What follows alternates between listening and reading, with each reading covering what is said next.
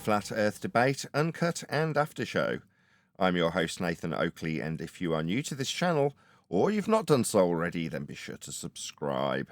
Hit the bell notification icon and join button if you'd like to become a Nathan Oakley 1980 channel member and keep up to date with the Flat Earth Debate. If you would like to support the channel, there is a super chat that runs alongside each of these shows while they premiere, and there's also a Ko-Fi, Patreon, crypto and thanks button in the info box below the video. Speaking of Patrons, I'm going to do a quick shout out to all of you who do support me on Patreon. So, a massive shout of thanks and appreciation to Cannabear, Gary Hughes, Measured Flat, Chris Wouters, Mr. Amish, Sensual Goat, Mitch Kennedy, Rod, The Name's Barely, Twodwazzle, Jason Hornsby, Flat Earth Travolta, JMails24, Unimento, M, Iron26, Endless, Goldie McKinnon, Retro Bill, Level Plain Poem, Michael Kahn, John Kays, Patrick Gunnels, Banter, Mel B. Styles, Hairy Blade, Mobile Mac 777, Rob W., Del West Watson, Unbelievable Productions, Blue Ridge Ranger, Abraham Mohammed, Skeptic 936, Life is Short, Texas Mike, David Wayne Foster, and Dank. So another massive thank you to all of you for supporting me on Patreon. Links to Patreon, as I say, are in the info box below this video. With that, I'm going to hand over to whoever is in Discord and G+, so you can enjoy their dulcet tones while I set up for today's live show. I watch a guy called Frame Chasers, right? And he says exactly that. You've got to look after yourself. Just the manufacturers aren't going to look after you if it doesn't work properly. If they haven't created it correctly, they don't care either. You know, you've got to figure out how to use it and operate it, and then if there's a problem with it, you've got to figure out how to solve it. Because they're not going to sit on your computer and figure out where it's going wrong on your particular system. So, you know, unless the thing's physically set on fire, which some of the AMD chips did about 12 months ago, they're not really interested in helping you. So you've got to figure out how to help yourself.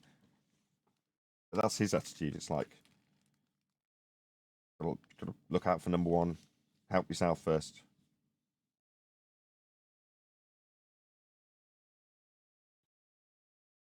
You ever hear of a comedian named Jeffrey Ross? Or Roth? Does vaguely ring a bell. He does the roasts. I'm wondering, what's that? He does roasts, like he's the roast master, I'm pretty sure. Exactly. Roasts. So anyway, I'm trying to think, like, it must be a generational thing because they roasted that guy Tom Brady, you know, a quarterback for the freaking New England Patriots. And the guy comes out in a Buffalo Bills uniform, number 32, full of blood. That's O.J. Simpson's number and uniform and team he played for. And how's that funny? But when I told my younger son, he started laughing. I said the guy just came out in a Buffalo Bill number 32 jersey covered in blood. And my son started laughing. So I'm like, is it a generational thing?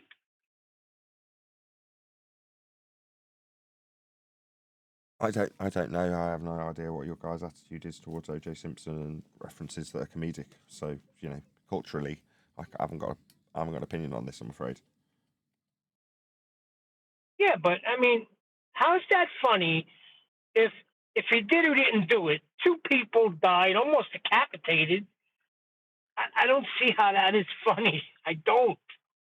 But yet, when I told my son, he chuckled. He started grinning. I was like, "You think that's funny?" He's like, maybe "Yeah." Modern kids have been desensitized to it, Neil. I don't know. I have no idea.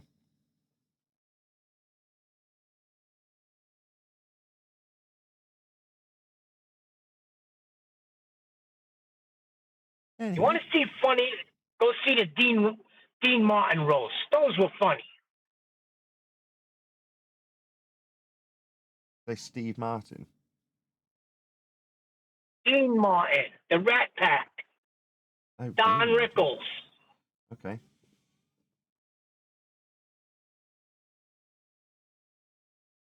With your old timey stuffs.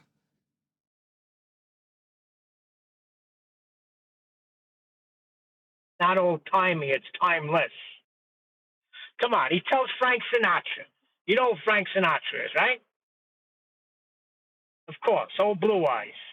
So Don Rickles tells him, Frank, I really want to impress this girl. So I'm going to be eating dinner at this restaurant tonight. If you're going to be there, you're always there. If you could come by and say hello to me, that would really impress her. So he says, no Neil. problem, Don. I'll do it.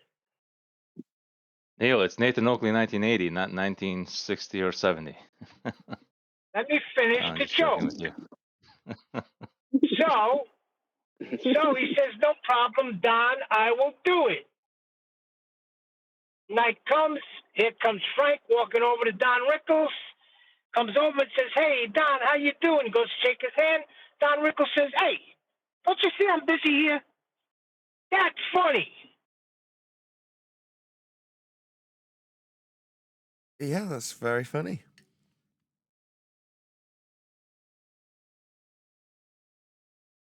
And if I got to explain that, then You you're all retarded. you don't need and to I agree explain with it. QE. You don't need to explain it.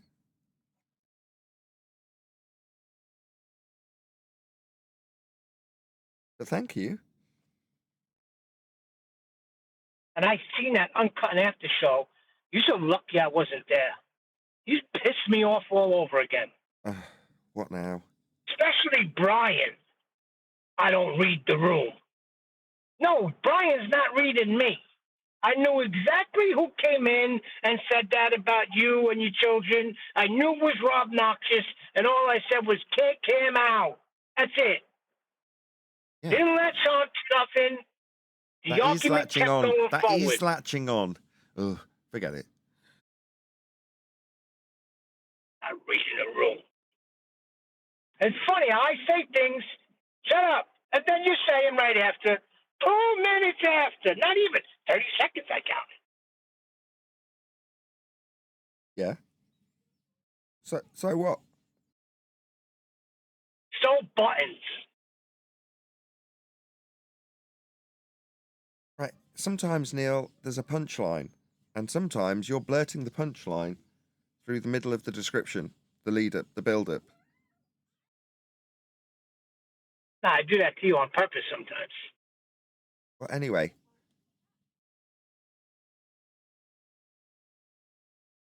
Well, we got Making like somebody. a Tarantino movie out of a joke. Hey Yeah. guys, just before the live show starts, there's somebody named G Crypt T. You wanna say something about that? Yeah. You can't. Can you hear me? Yeah, go on. Yeah, go on. Hi. Yeah, I've just recently been on holiday, and when I was on holiday, I made some observations. So I was on the island of Ibiza, and I was in a place called Santa Eulalia, and there's another island just south of there called Formentera. And I was on the beach, and I'm looking, and it looked quite far away. So I quickly Googled how far it was, and it said it was like 25 miles away. So then I'd done my Earth curve maths from QE's website. I just wanted to check if what I worked out was correct or not. If somebody'd be able to help me with that, please.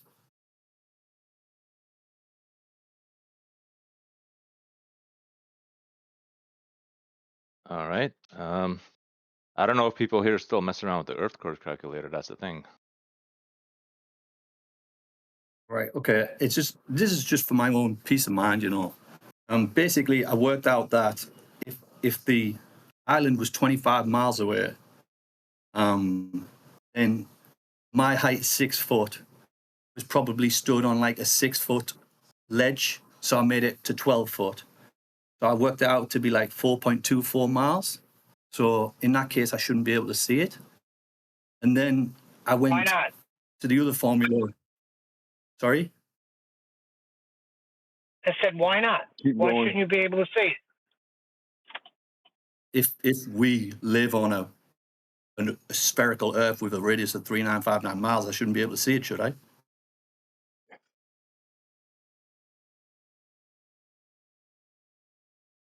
Anyway, then I worked out like the formula for like 8 inches per mile squared, and that came to like 5,000 feet.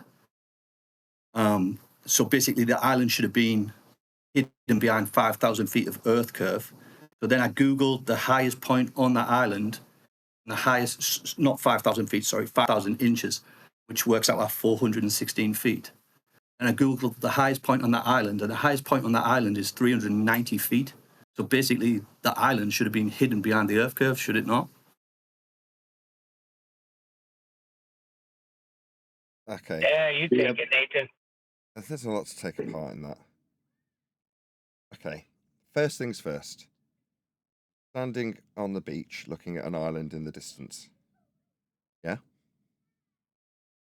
Yeah. Okay. Why is there a necessity to do anything?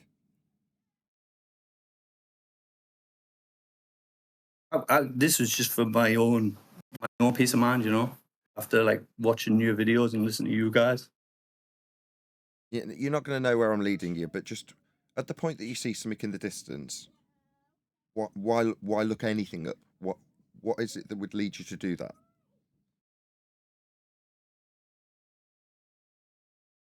Well, QE, I guess.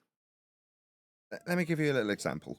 Okay, there's two guys and they're looking over an estuary, a town in the distance over the other side of the estuary, but it's quite some distance. It's like 10, 15, maybe 20 miles. And just in the distance, with the naked eye, the one guy says, "Check it out, I can see the clock in that town." Right? The guy next to him says, No. You're not seeing the clock. It's actually a slightly looming non-standard refraction holographic projection of the clock from behind the reified physical geometric sphere-edge horizon we formerly knew as Earth curve at 1.2 times the square root of the observed sine feet. Therefore, what you see is not actually the clock. It's a mirage. We're not really seeing the clock. And then, as you said, it should be behind Earth curve. Therefore, what we have here is a mirage of a clock. Obviously. Really what they said? Well, the guy next to him then just replies, "I just see a clock." Now, the first guy who says, "I just see a clock," is a flat earther and has absolutely no reason to justify what the evidence of his own eyes presents to him. A clock. The globe believer has a problem because should we be able to see that clock? You can see the clock. Yeah, but should it be there? What do you mean, should it be there? We see it. Well, should it be behind Earth curve? Why would it be behind Earth curve? Well, because if I derive an Earth curve from flat Earth mathematics, then I can assert that in the maths there should be a hill in the way. And there might or might not be because we can see it. But should it be there in the way, or maybe it's fine to see it? Because there might be a problem seeing it. In which case we've got to call it a mirage when we just see it. So by looking it up, to get to my point, you're saying, well, for my own peace of mind, what? That you can see it? You saw it. But unless you're going to say, well, is Earth curve supposed to get in the way? Well, unless you're asking yourself if Earth is a sphere, contemplating that, you wouldn't be asking that question. But for the fact that we all used to think we were on a sphere, we then trouble ourselves with whether or not we should or shouldn't be seeing something that's evident when you look at something. It's there. You don't have to explain it. Unless you want to believe that there should be an Earth curve in the way, as you phrased it. You're like, shouldn't there be an Earth curve in the way at that distance? No. Yeah, I see your point now. Well, thanks anyway.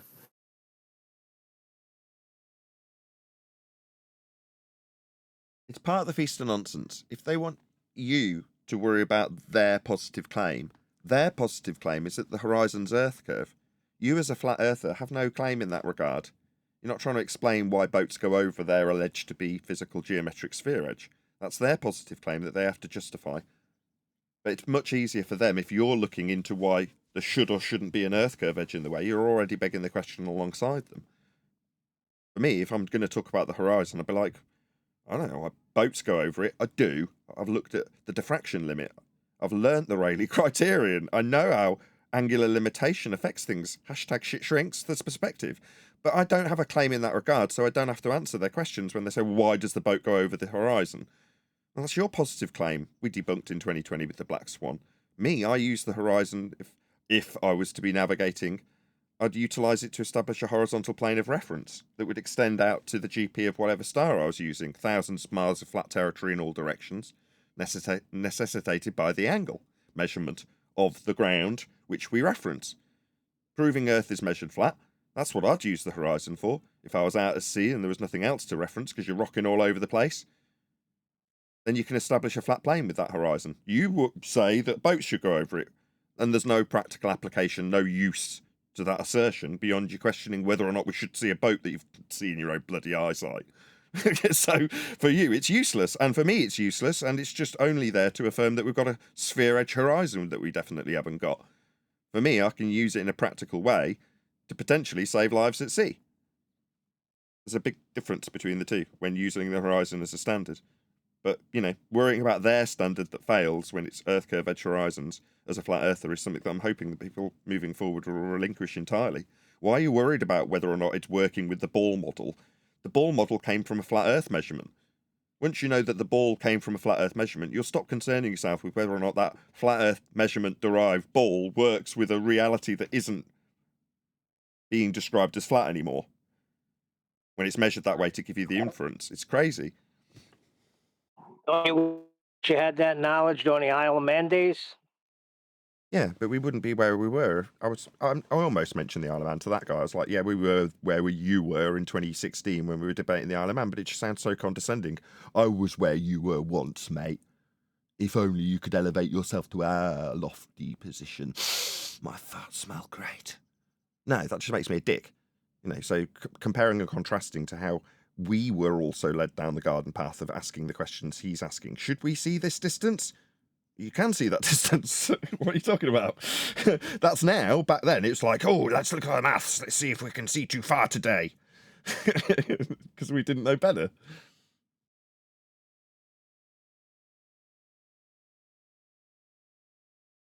Upside though, it's nice to have another Geordie on the panel. I'm not a Geordie. Get lost. I'm from Middlesbrough. I live in London now. Bloody Geordies.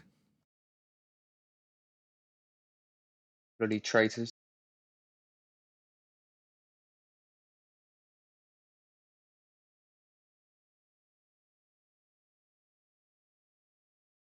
Geordie Newcastle. Hey, when would Newcastle, right? That's Geordie. Yeah, Where but is that? Middlesbrough is just Newcastle. south of Newcastle. So if you're from Middlesbrough, are you classed as a Geordie? Is it around that neck of the Absolutely woods, not. though, right? Yeah, like 50 miles away. Okay. I'm in West Virginia, 50 miles is like to the hospital. I used to be a rep. I went out to Newcastle and I'd stay in the town and there'd be nothing to do, so go out in the town, see what's going on. And the girls would be out in 0 or below with boob tubes on and their legs out in miniskirts. And you'd be like, what the hell? I remember being in like 3-piece suit, thick shirt, tie, scarf, overcoat, gloves. You walk around the town and you see this girl in a boob tube and short skirt. You'd be like, oh my God.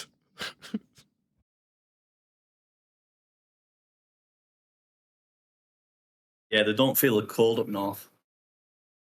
You're telling me? But that's not true, because up in Scotland, it wasn't like that. I mean, admittedly, it was a little bit colder, but not that much colder. We're talking maybe 100 miles further north, if that. And they're all behaving like you'd expect in cold weather. They've still got a coat on, but not in Newcastle. I don't know, it's just that particular place. It just really stuck in my mind. That and a cab driver that didn't know where he was going, but that's a different story.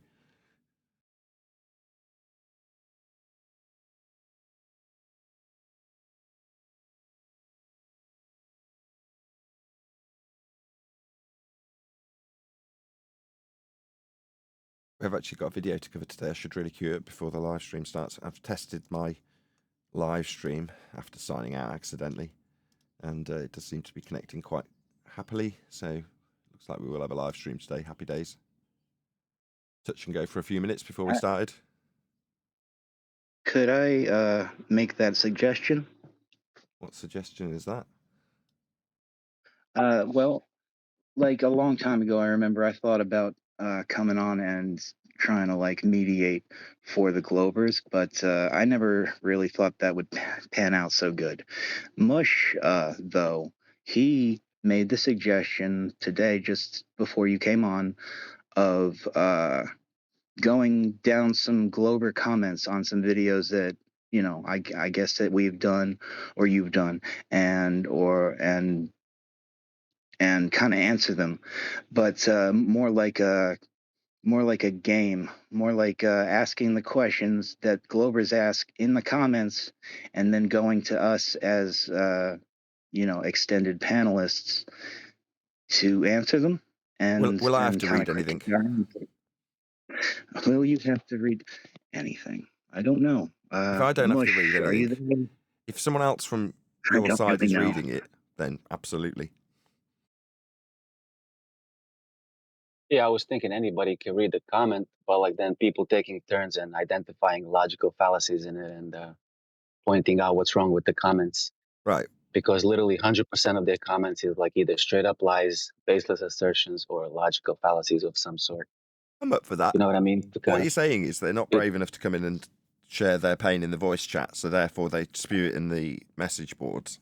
And if we And can't we we ponder some of that? sacrifice ourselves as Glovers. Say again?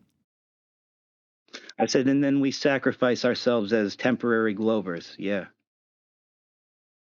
Well, it's also Hello? just a. Yes. Okay, I have to hang up, guys, because my wife is on the phone and gotta be quiet, all right? Yeah, no worries. His wife's what? I didn't hear what he said. Oh, uh-huh. I said my wife is on the phone. I can't Nope, talk. I'm almost at your house. Oh, okay. No problemo.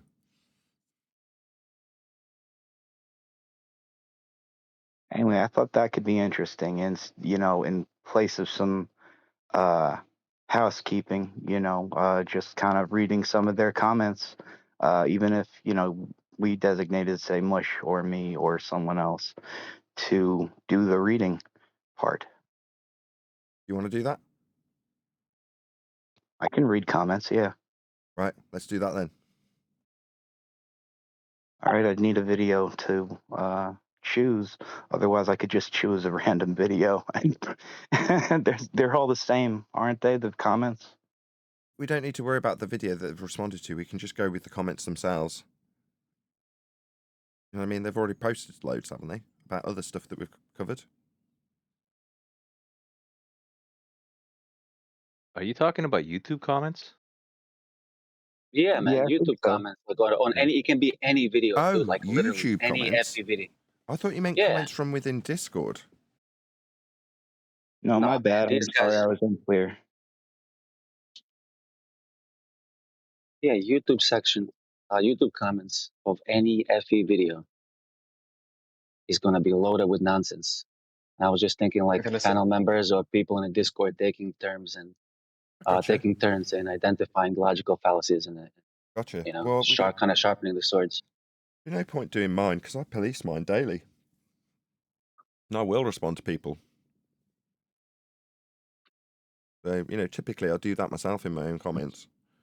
But you're saying other people's videos where they've got a whole string of fallacies. What you're saying is, this would be like your dream if you're a newbie flat earther, because you hope that all of the fellow brothers in arms are going to come to your comment section and help me, like Dave McKeegan did. I think it was Dave McKeegan, or it might have been a different fundy, but appealed to his comment section. No, it was the guy who was big on TikTok and then came over to YouTube. Who was that guy? What's his name? Planet Peterson. Astro Kobe? Planet Peterson. Right. When he's appealing to his comment section to answer questions he's got no clue about, right? And you hope that somebody's going to come Yes, on and go, yeah. I'll help you from I your remember comments that. and I'll give you 3 paragraphs with citations that you can just... it doesn't happen. You get a load of trolls telling you how wrong you are. Yeah, he literally said like, I don't understand these things as well as he does, but if anybody in the comment section does, please let me know. That was funny, man. Exactly. But what you're suggesting is we do actually do that for our own, as in go into a flat earth video, look at their comments and see what fallacies they've had to contend with, but maybe Because not literally address. anybody, Yeah, man. Any comment that tries to defend the globe is going to be, you know, some type of a logical fallacy or baseless assertion, or attacking flat earthers, which is mostly 90% of their comments is just talking shit about flat earthers. Hello, good morning. Hey, good afternoon. Body. Good day. Wow. Morning. Good morning. Well, it's good to have you all. Glad we're all nice and warmed up. There's going to be a bit of a new segment coming along shortly by order of the Peanut Gallery. That is to say, Discord want us to cover some of the YouTube comments. Comments being the Peanut Gallery, not Discord, just so that's clear. So they would like us to look at some of the logical fallacies and lies that are put upon, let's just say, some of our fellow flat earthers. So rather than necessarily covering a specific flat earthers video, we'll obviously help them out in the YouTube algorithm if it is off of specific videographer's video and videography that could be shared and liked and all the rest of it. But what our focus will actually be is from their comment section. And we joked in the pre-show that, you know, and I can speak from personal experience when I first started making videos on this subject, maybe a little under maybe 10 years ago, you'd put a video out and you'd hope that the bits, the gaps, the things you didn't understand would be filled in by the comment section. That is to say, well, obviously there's going to be a whole load of white knight flat earthers that have come to my rescue and help me out and educate me in this subject so that I can know better for the next video I make. And lo and behold, you get a load of trolls telling you how wrong you are and how stupid you are and how you need to drink bleach. That's what you actually get. But there we go. So in that particular instance, we're going to be the ones covering some of those comments as that white knight, as it seems. I think I've understood the premise of what Discord want us or want the show to do. Am I right? Because we only just discussed it before we went live, right? Am I correct? Yes, Nathan, we don't... Yeah, and everyone at home will be able to play bingo. So 3 categories I've got. Number 1 will be nutter. Number 2 will be where's the flat map, and category number 3 will be an attack on you, Nathan. So if anyone at home can think of their own categories, you'll be able to outscore me. We need to come up with some You need bingo to add, why would categories. they lie? Nuh-uh. You're an idiot. Nathan's an idiot. Or what was the other one? QE scientific method. Where's your map? Where's your map? All maps are flat. The amount of times I should really come up with one of those shortcuts that it automatically types out a whole paragraph that you have to type out 1,000 times as a response. Anyway, yes, maps are flat. They have to be to work with elevation angles. In any instance, I don't think we've got anything prepared right this second, unless I'm very much mistaken. You guys haven't got something up your sleeve that you wanted to do right now, had you? Maps are flat because you got to put them in your pocket, Nathan. Okay. No, it was pretty spur of the moment, to be honest. Say one more time. I said it was pretty spur of the moment, to be honest. Yeah, but I'm happy to do it as long as I don't have to read the comment and respond to the comment. Obviously, I'd want someone from Discord, as I said in the pre-show, to actually read them out, and then whoever that isn't reading it can respond to the fallacy, call bingo, whatever it is we're going to do with it. But we can do it at our leisure, right? We can start, especially we already have, or you just did, was that Adam, by saying some of the common fallacies that are used, like where's your map? But maybe people don't know the rebuttals, so it's often worth going through these things just so people get familiar with what the rebuttals actually are. Shout out to maybe Richard there's G. a lull or Just one sec. something. Shout out to Richard G for joining as a hyena. Thank you very much indeed. Go ahead. I was just saying maybe there's a lull or something, and I come in and I'm like, hey, by the way, there's this comment on this video that we're watching right now, and what do you guys think about it? And then you could just relay it back to us, I guess. I don't know. I haven't thought these things out yet, to be honest. Let's just read a couple now that I've got. Neil's really annoying. He's bringing down the show. He's just like Arwin. Get rid of him. I don't know what we should say. What fallacy is that? Neil, any idea? Neil's recently had a run of people telling me that they're really irritated with him. I don't know if he reads my comments. I know he probably does. That's the constantly irritating Neil fallacy. Constantly irritated by Neil fallacy.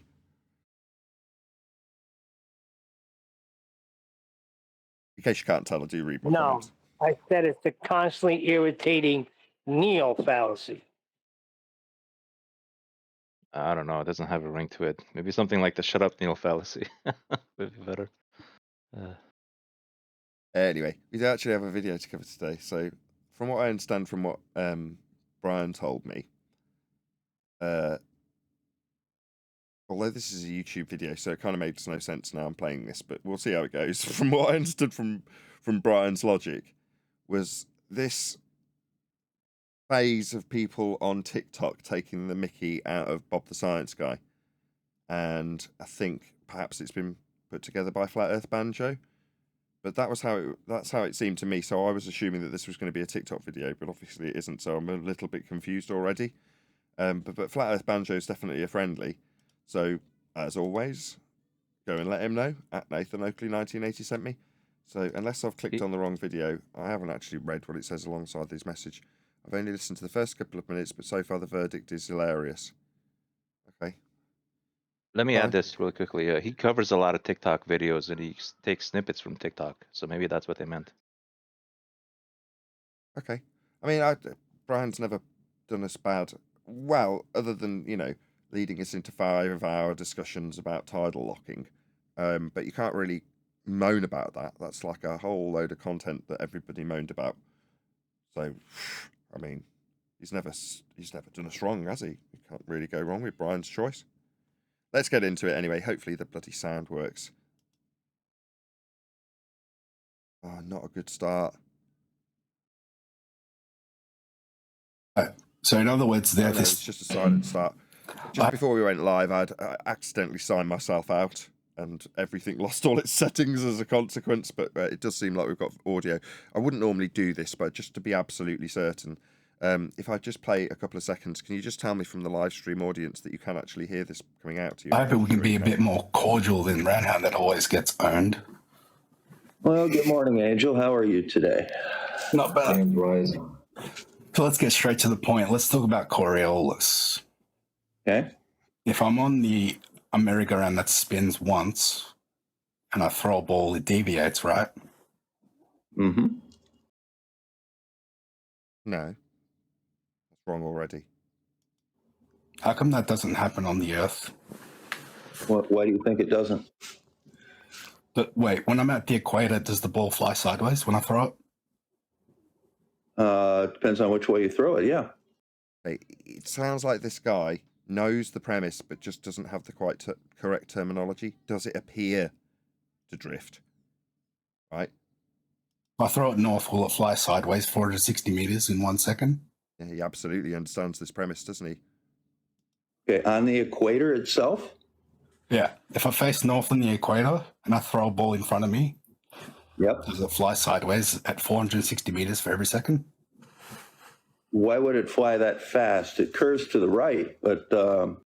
Wow, he's just got Bob to concede that Earth turns underneath balls that are thrown. Yeah. Yeah, what? Precisely like the globe actually claims. So this guy is sharp. I don't know who he is, but he absolutely understands the premise of Coriolis. That's a not actual deflection, although he didn't use that term. I.e., Earth turns underneath the ball. And he's got Bob to say, well, yeah, of course, ball drifts. You'd Nathan, notice. I think he deliberately said it that way. Well, we'll see. If deliberate or otherwise, it's incorrect. It's an apparent deflection in any Coriolis description that's accurate. But it doesn't matter. This guy definitely knows what he's talking about. You know, when you're throwing... How fast does the Earth rotate in 1 second in your model of the equator? Oh, it's 1 degree a day. Or, excuse me, it's... Not what he asked. Notice Bob immediately reverts to switcheroo. How fast? 1 degree. Degree? Is that a speedometer? It's 1 rotation a day. And how much miles per hour does it spin in an hour? Yeah, this guy's sharp too. He spotted it straight away. What's that in miles per hour? Who is this guy? Who's this guy? Anybody know? I like this guy. It depends on your latitude. The linear equator. speed at the equator would be about 1,038 miles an hour. That's 460 meters a second. Did you know that? Okay. So if I throw a ball at the equator north, does it fly sideways 460 meters like it does in the merry-go-round? no, of course not. Boom. Earth rotation debunked from the perspective of your claim that we do have Coriolis effect then. If it doesn't deflect, we don't have deflection. And we claim to have 15 degrees an hour of it. Boom. Or does it do it on a See if the guy claims his win. You just won. merry-go-round? Yes, it does. It deviates off a merry-go-round. Of course it does. It deviates. It doesn't stop. Deviates. It doesn't lose all of its inertia as soon as you immediately let it go. Does the ball deviate at the He's whistled past his own win, hasn't he? Just needed to go, well, do what I do. Boom! Earth not turning then. No 15 degrees an hour deflection then. No Coriolis effect to prove we're spinning then.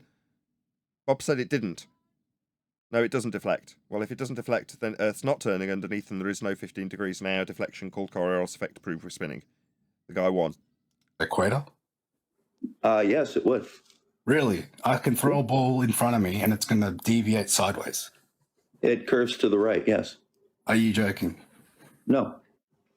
Bob's now double-speaked his way back to Earth does turn underneath a ball because it will drift sideways. So all that's happening is Bob is flipping between, no, there is no deflection, and yes, Earth does turn underneath the ball so you can exhibit not actual deflection. That is the apparent deviation as Earth turns underneath the ball, like on the example on screen, where the guy and his friend throw a ball to each other, and because the ball, once released, travels straight, but you keep rotating, from the vantage point of you on the roundabout, it appears, that is to say it's a not actual deflection, the ball appears to curve away from your path. Not because it does actually curve, but because you are turning underneath. For Earth to have this effect, which it's claimed to have, that's Coriolis deflection, then Earth must turn underneath stuff. And we'd notice.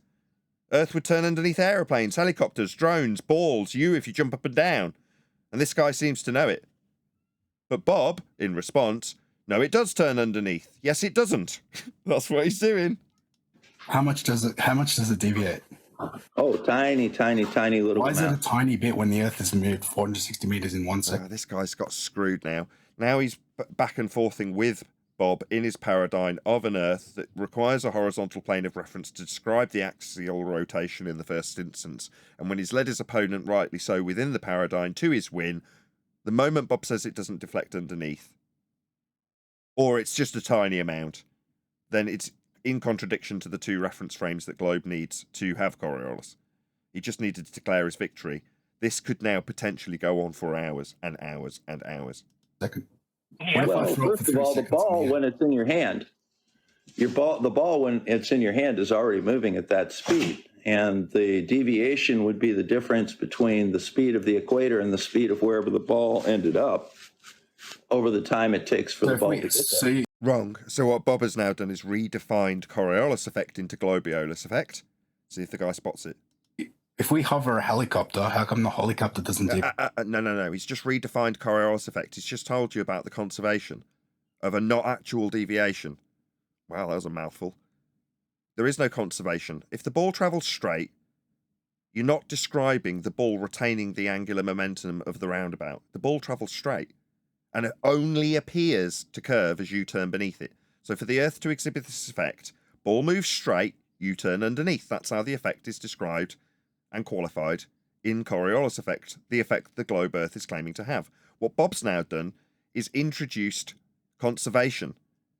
It's like, well, what are you suggesting? That the ball is retaining some of the angular momentum of the non-inertial turning platform that it's now left?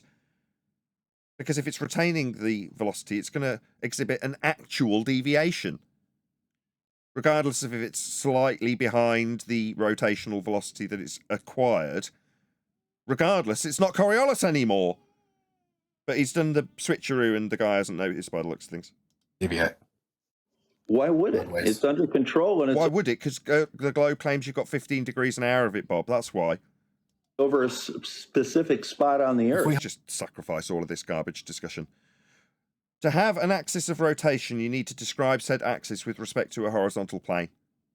You can't have the axis description or the rotational description without planes of reference. I've said it already a couple of times. Horizontal plane of reference in our description of measuring a flat plane is also the same exact description when describing perpendicular to that flat plane for an axis. What are we talking about? Reference planes. We're talking about planes of inertia.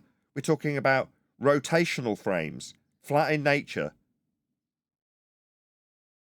Yeah, your non-inertial turning reference frame. Your inertial frame of reference, i.e. the straight path that the ball travels through, the one that Bob is now switcherooing away from, deviating from the initial globe claim that we have Coriolis, deflection as you turn beneath. Apparently, the ball curves. No, not really, son. You're just turning underneath it, mate. What's that? No, it's retaining angular... No, we're deviating away from the actual globe plane. Bob is. If we hover a drone over a spinning merry-go-round, the merry-go-round moves underneath the drone, right? Okay, but the drone is not got the inertia of the merry-go-round. That was pretty slick. He just took away the conservation by having the drone hover. That was pretty slick. Why not? So it didn't start off with the inertia. Does the helicopter have the inertia of the ground? Yes, of course. No, it doesn't. If it's hovering, this guy's good. Of course. Oh, Really? got him. So if I fly a plane and land on the north to south runway, I'm going to chase the runway sideways. Why would you do that? To prove your claim of globe turning underneath.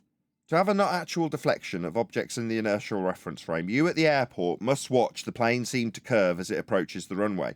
That is to say that the runway, as the plane travels straight, is moving away from the plane. That is the effect that is described to prove curved Earth turning at 15 degrees an hour. Coriolis effect. The only way to describe that effect is to be on the turning reference frame and watch an object seem to curve.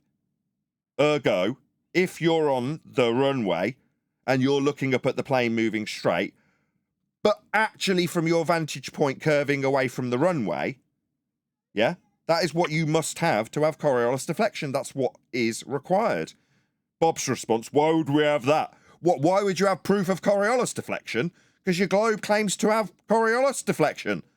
Why would we have the claim of Coriolis the globe saying proves we spin? Is Bob's actual response without realising it. Why do you think that planes don't account for rotation?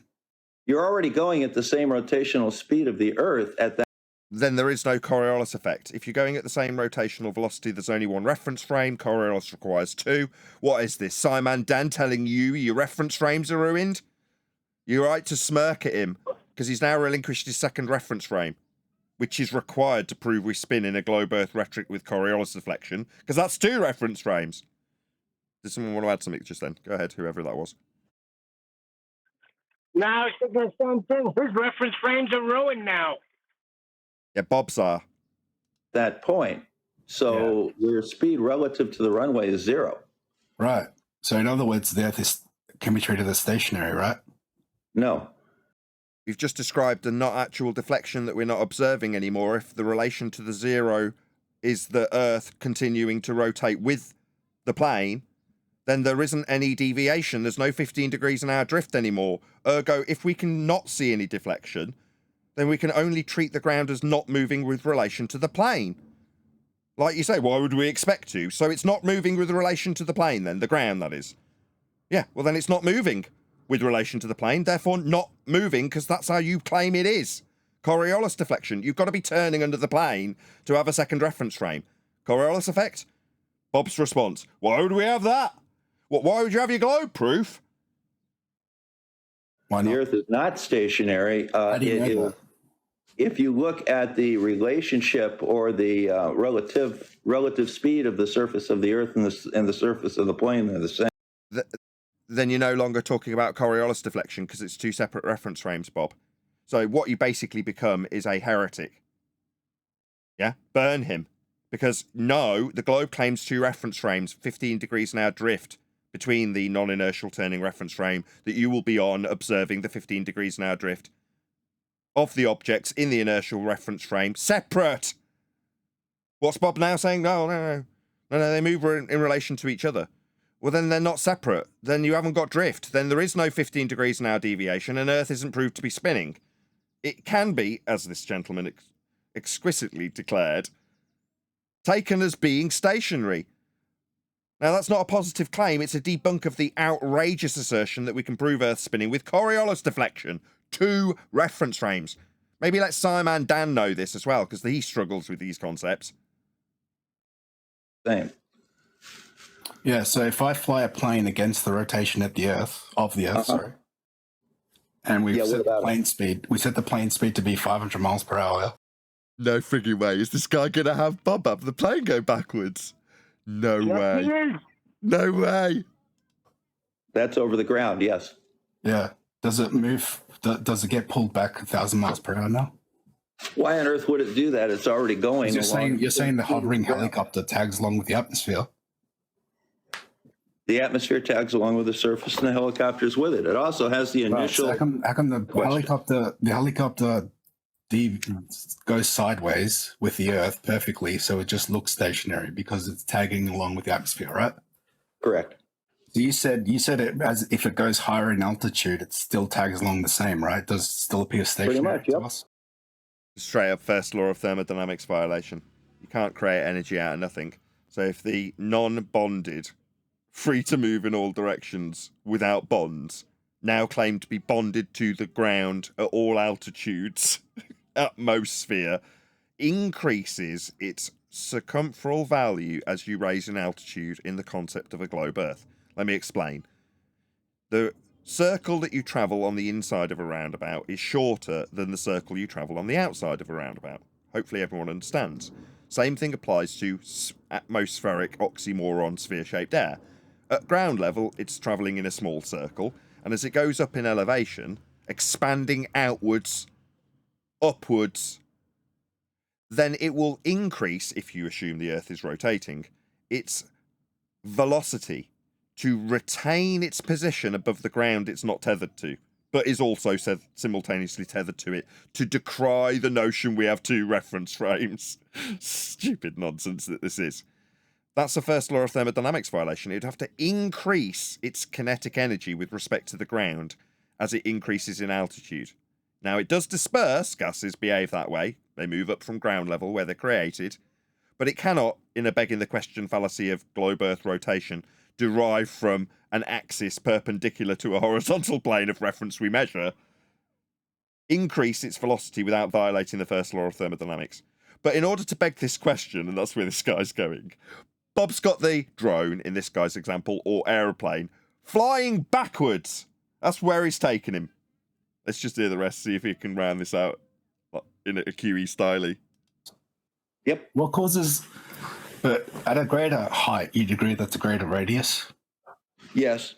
So what causes the atmosphere to magically just tag along with the Earth like that? What force causes that? It's not tagging along at that point. It's increasing its radial value, therefore increasing the circumferential distance, therefore having to increase its kinetic energy to maintain velocity with the ground below. That's the first law of thermodynamics violation. called friction. And it doesn't tag along. It doesn't tag along 1-to-1. It doesn't tag along. It does lag a little bit. For example, so now it lags a little bit. All right, so we're back to 2 reference frames then.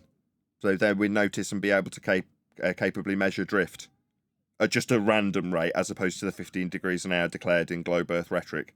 Right, Bob's got a little bit of deviation because it doesn't quite tag along when it violates the first law. For example, at 100 miles above the surface, the atmosphere would lag behind about 25 miles an hour. So if I wave my hand here, the whole room doesn't start just waving air everywhere. You agree, right? No, the air around your hand does, though. That's why you can fan yourself. So, but you just said friction. So how come the friction of my hand doesn't? We're talking about unbonded gas molecules, right? So when he's talking about what the friction, they have elastic collisions. You know, Bob has got to fundamentally deny gas behaviour in order to have this discussion that violates his globe proofsy, that we've got 2 reference frames and a 15 degrees an hour drift. Now we've got friction and first law violations and oxymoronic sphere-shaped air moving at greater velocities as it increases altitude because of friction. This is the garbage you've got to do to decry the very proof you claim in the first instance. What's the claim? There's 2 reference frames and 15 degrees an hour drift from the ground. Aeroplane travels in a straight line, but you see it seem to curve because the ground turns beneath. That's Coriolis. What's that you say, Bob? No, friction. Conservation of momentum. First law violations. Increase in atmospheric velocity. Friction. Yeah. What? So you can get around the fact we don't have 15 degrees an hour drift. So all this bullshit, all this nonsense, all this straight up first and second law of thermodynamics violation that you're employing is only to negate the fact we don't have 15 degrees an hour drift. You're explaining why we don't have that. So ultimately, all he's doing is proving unequivocally that we don't have the 15 degrees an hour drift to prove we're spinning. That's what Bob's doing. And he's going to great lengths to do it. Make the whole room windy. It does move air. And it's based on... What is it, and how does it move air when we're talking about separate reference frames? Why would it want to move air when we're talking about objects in an inertial reference frame traveling straight and the appearance of them curving as you watch them as you turn beneath? Why would we be describing this?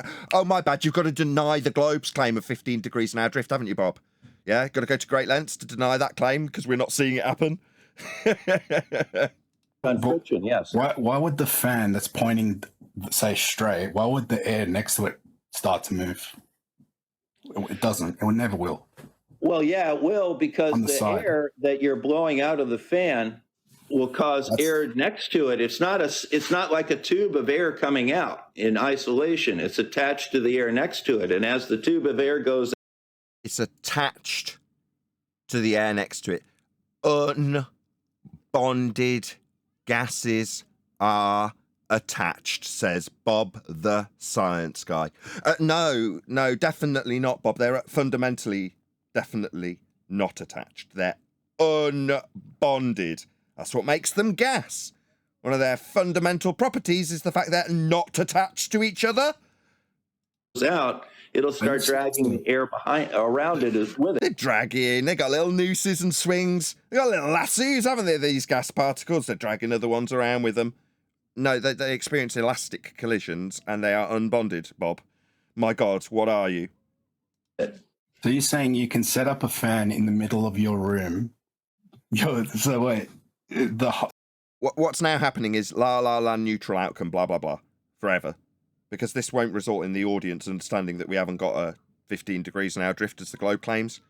You know, admittedly, it's not that long because we've paused it. It's only 6 minutes, but that's already too long. Right? Just win. So, okay. So you're going to now go through a lengthy explanation of how Earth and atmosphere travel as one, violating several laws of nature, defying gas behavior, so that we can eliminate the need to have a 15 degrees an hour drift. Why were we eliminating this drift? Why were we justifying not having the drift again? Because we don't have one. So we don't have 15 degrees an hour drift to prove we're spinning then. Let's just round this out. Anyway, I'm done with Coriolis. Yeah, he doesn't know how to win. That's his only problem. He doesn't know how to take the victory. It doesn't. You can easily have that before you. I can have that before with any discussion of Coriolis effect with an opponent that understands how to double speak. Bob does, and he's more than willing to relinquish his own rhetoric by double speaking around these problems like he is. All he's doing is justifying why we don't have 15 degrees an hour drift. Why we wouldn't expect to. Why would you expect to see that? Okay, yeah, unless you know how to get right down to brass tacks and say, why would we expect to see what? Your proof we spin? Unless you can phrase it that way right quick, you'll be in La La Land for hours. I don't know if this is all about Coriolis. Should we spin on to a later bit and see if it's hopefully on a different subject matter? Because I hate Coriolis. But for me to just say the plane flies like it's you can't make that connection that the plane does not suddenly stop as soon as it leaves the Earth. It doesn't lose its inertia. It's still... We might actually get him going backwards here.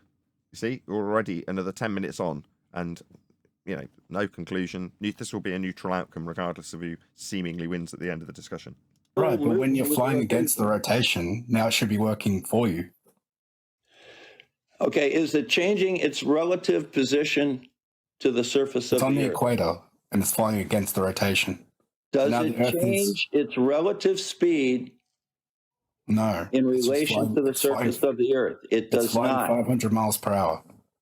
in relationship to the surface of the Earth, not the rotation. It doesn't have anything to do with rotation. So no proof we spin then, no second reference frame, no Coriolis deflection. Yeah, but this needs to be stamped on. Okay, you lose. So no proof we spin then. It already has that. I'm saying the plane speed. I'm saying the plane speed is 500 miles per hour in the air. It's flying. And I've already, against the rotation. Okay. Does the plane get to its destination faster, 1,000 miles per hour? Because now the Earth is moving towards you.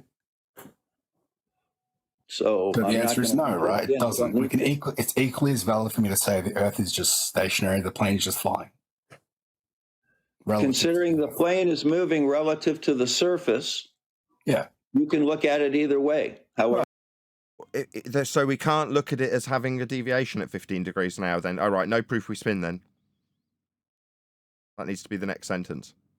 There are things that you still have to demonstrate which way it is, and I've already demonstrated that it's moving. It's rotating. When we land the plane on the north to south runway on the equator, where the Earth spins 460 meters in 1 second, you can hear his nerves in his voice now 10 minutes further on because he doesn't know how to get out of this vicious cycle, does he? Hold on, Nathan. Nathan, I just heard Bob say he's demonstrated movement. When? Well, he can keep this do-si-do going for as long as possible and then insert his baseless assertion that he's already proved that which he has assumed. I assume that things retain their angular momentum. Blah, blah, blah, 10 minutes of discussion. Well, I've already proved that it's turning. No, you started with the assumption it was turning. And how did you describe that mathematically? Well, you described an axis of rotation. What's an axis of rotation? Well, it's a line perpendicular to the ground if you're going to reference it to Earth. That's what you've got. So he needs a flat plane to describe rotation and an axis. But we're whistling straight past it into Coriolis deflection and whether or not we'll see it. Bob's position is we won't see it. And justifying why we don't see it. Justifying it within a begging the question fallacy that we've automatically got spin that we just don't notice and you wouldn't expect to. Well, the plane's moving with the Earth that spins. Well, there's, it needs concluding every time. Well, then there's no 15 degrees an hour drift then. So bye-bye globes came of Coriolis then. That just doesn't pad out then. So that's not true. That's not proving we spin then. So what does prove we spin? No, you haven't got anything. That's right. You just assume it. And then when there's nothing to demonstrate it's happening, you assume that the things that aren't demonstrating it to be happening are only not happening because they're moving in conjunction with the Earth that you rotate in your assumption. Therefore, you wouldn't notice any difference to a flat plane, which is where this guy's now currently got him. Well, no, wouldn't notice any difference. You'd expect 15 degrees an hour drift if it's a globe claim. Go ahead, whoever that was. It's me, George. Hello. Bob lost from the first moment. Hello, guys. He lost from the first moment. The first word coming out of his mouth was in relationship to rotation of the Earth. He mentioned it depends of your latitude. So how do you get your latitude again? Yeah, he's going to need a flat plane for that description of latitude. It's not spinning, though, because 0 is a constant speed. We are not moving. He lost it from the get-go. He's invoking a flat Earth. He doesn't even realize that. Of course. I didn't hear him say latitude. It was obviously earlier on in the video because I scrubbed through it. The plane doesn't chase the runway sideways. Doesn't need to because it's moving relative to the surface of the Earth. Well, if it's moving relative to the surface of the Earth, it's not drifting at 15 degrees an hour because the non-inertial reference frame you'd be standing on to observe it moving straight through the inertial reference frame isn't in existence when you deny the very premise of the globe claim, Bob. That's already been explained to you a number of times. Why are you not? Bob's getting annoyed and this guy's getting nervous because he doesn't know how to get out of the incessant loop that he's been in for 15 minutes. But Bob's now getting angry. So it's equally as valid for me to say the Earth is stationary then in that instance, right? No, it's valid for you to say you can't tell one way or the other from that situation. There are other ways. Equally as valid for me to just say that. That's not right, Bob. The way you would tell one way or the other is to have the 15 degrees an hour drift. To say because we don't have a drift, you can't tell whether we're turning or not. It's a lose-lose, win-win, doesn't make any difference. You can't tell either way because we're not noticing any effects either way. Oh, right. What happened to the 15 degrees an hour drift that was supposed to prove we spin, Bob? Oh, we can't tell either way when we don't notice any of those effects that I'm claiming are supposed to prove we spin. Well, you're the only one claiming them, Dumbo. But yet we don't notice we couldn't tell either way. Yeah. As soon as you show them that there is no 15 degrees an hour drift, they'll start justifying why there isn't. It's like, you're not supposed to be justifying why we don't notice. You're supposed to be showing me 15 degrees an hour drift. To prove we spin? Well, you just couldn't notice either way. The plane is flying and it's landing on a stationary land. Planes don't fly like the Earth is curved and rotating, though. You sure about that? Yeah, I can show you documents. Go ahead. It's on NASA's thing. Show it to me. I really don't want to have to get up and my computer. I have it too. If you're trying to play the little game with the 1987 NASA document about flat and stationary Earth, many of them. it's a computer model, not an actual aircraft model. There are many of them. That's already been explained many times. I don't need. So you're telling me that NASA spend their time modelling flat Earths? I wonder why they'd be spending their money on modelling flat Earths. So you're suggesting that there's a 1986 document that describes how NASA are modelling aviation on a flat Earth in a computer simulation. Why? Why ever would they be doing that? It's because it's flat, Bob. Yeah? There's plenty of other documentation from NASA that declare it. But it's flat. There would be no need to create any models. You'd want them to be creating better spherical models every time. There'd be no need to create flat ones. Yeah, but what they're actually doing is modelling the world as it actually exists. Flat. Yeah. By freedom of information, we found that out in the recent history of flat Earth. Yeah, we found out that NASA deal with it flat too. That's correct. The latitude system used is flat, Bob. That's what NASA use also on the Mercator projection. That's going to be a bit of a problem for you, my friend, especially when you're denying the very axial rotation derived from these latitude points. Kudos to George. Need to go over it again. Yeah, so it's equally valid for us to just say the plane flies over a stationary Earth, right? No. He's not going to concede that until you point out that by relinquishing it, he's saying there's no drift. Until you say, okay, so it's not reasonable for us to say that you don't notice any effects, I don't notice any effects, therefore it's just as reasonable to say flat Earth gives you the same effects as a moving Earth according to your demonstrations that don't have drift. No 15 degrees an hour proving we spin then. Well, that's a big problem for you because you need 15 degrees an hour drift to prove we spin. But saying that there isn't any effects to notice and therefore, oh, well, you can't just say it's not spinning. Well, we haven't got your 15 degrees an hour drift to prove it is. But it's okay and cool to just still say it's spinning even though we don't notice anything. Well, you'd need that 15 degrees an hour drift as per your Globe Bible that says we've got a 15 degrees an hour drift called Coriolis effect. It seems you've worked very hard to deny that fact because it doesn't happen. Meanwhile, it just doesn't happen. We haven't got 15 degrees an hour drift. And Bob damn well knows it. He's apologising for it. If you can say no to that, you can tell the how difference can you tell if you're not taking it into account? Excuse me? How can you tell that the Earth is rotating if you're not taking it into account at all? No, you phrased that badly. How can you tell Earth's turning when you claim there is 15 degrees an hour drift and you've just spent the last 10 minutes denying it? You do take it into account. See, now he'll flip-flop back. Now we'll start talking about demonstrations that have 15 degrees an hour drift in them, even though he's fundamentally denied that premise in the last 10 minutes. How? Because because you cherry-picked a NASA document from the 80s. How do you take doesn't it into, mean that NASA or anybody else thinks that chill out. How do you take it into account when you just said you don't chase the runway sideways? You fly the plane like the plane just flies 500 miles per hour that way, east to west, and it flies 500 miles per hour going the opposite direction. What I very clearly stated was that that is not a test of either the rotation or the shape of the Earth. So Bob, the science guy, denies Coriolis deflection. Not a test of the Earth and its rotation. Well, why would you, the Globe believer, have it in your Bible as a 15 degrees an hour drift, very well known and understood to be Coriolis effect? A lot of people think Coriolis effect is specifically to do with the Globe. It's so associated with a Globe claim. But that requires we do have 15 degrees an hour drift, Bob. But you're all the more happy to just deny it outright, aren't you? Because it doesn't happen.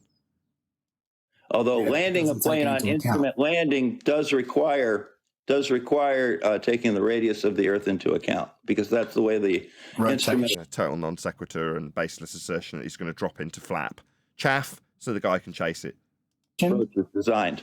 Rotation. So when it comes to the flight of descent, do you have to compensate for curvature? No. You don't? Nope. Okay. So whenever you land I mean, that's one way to deal with his red herring.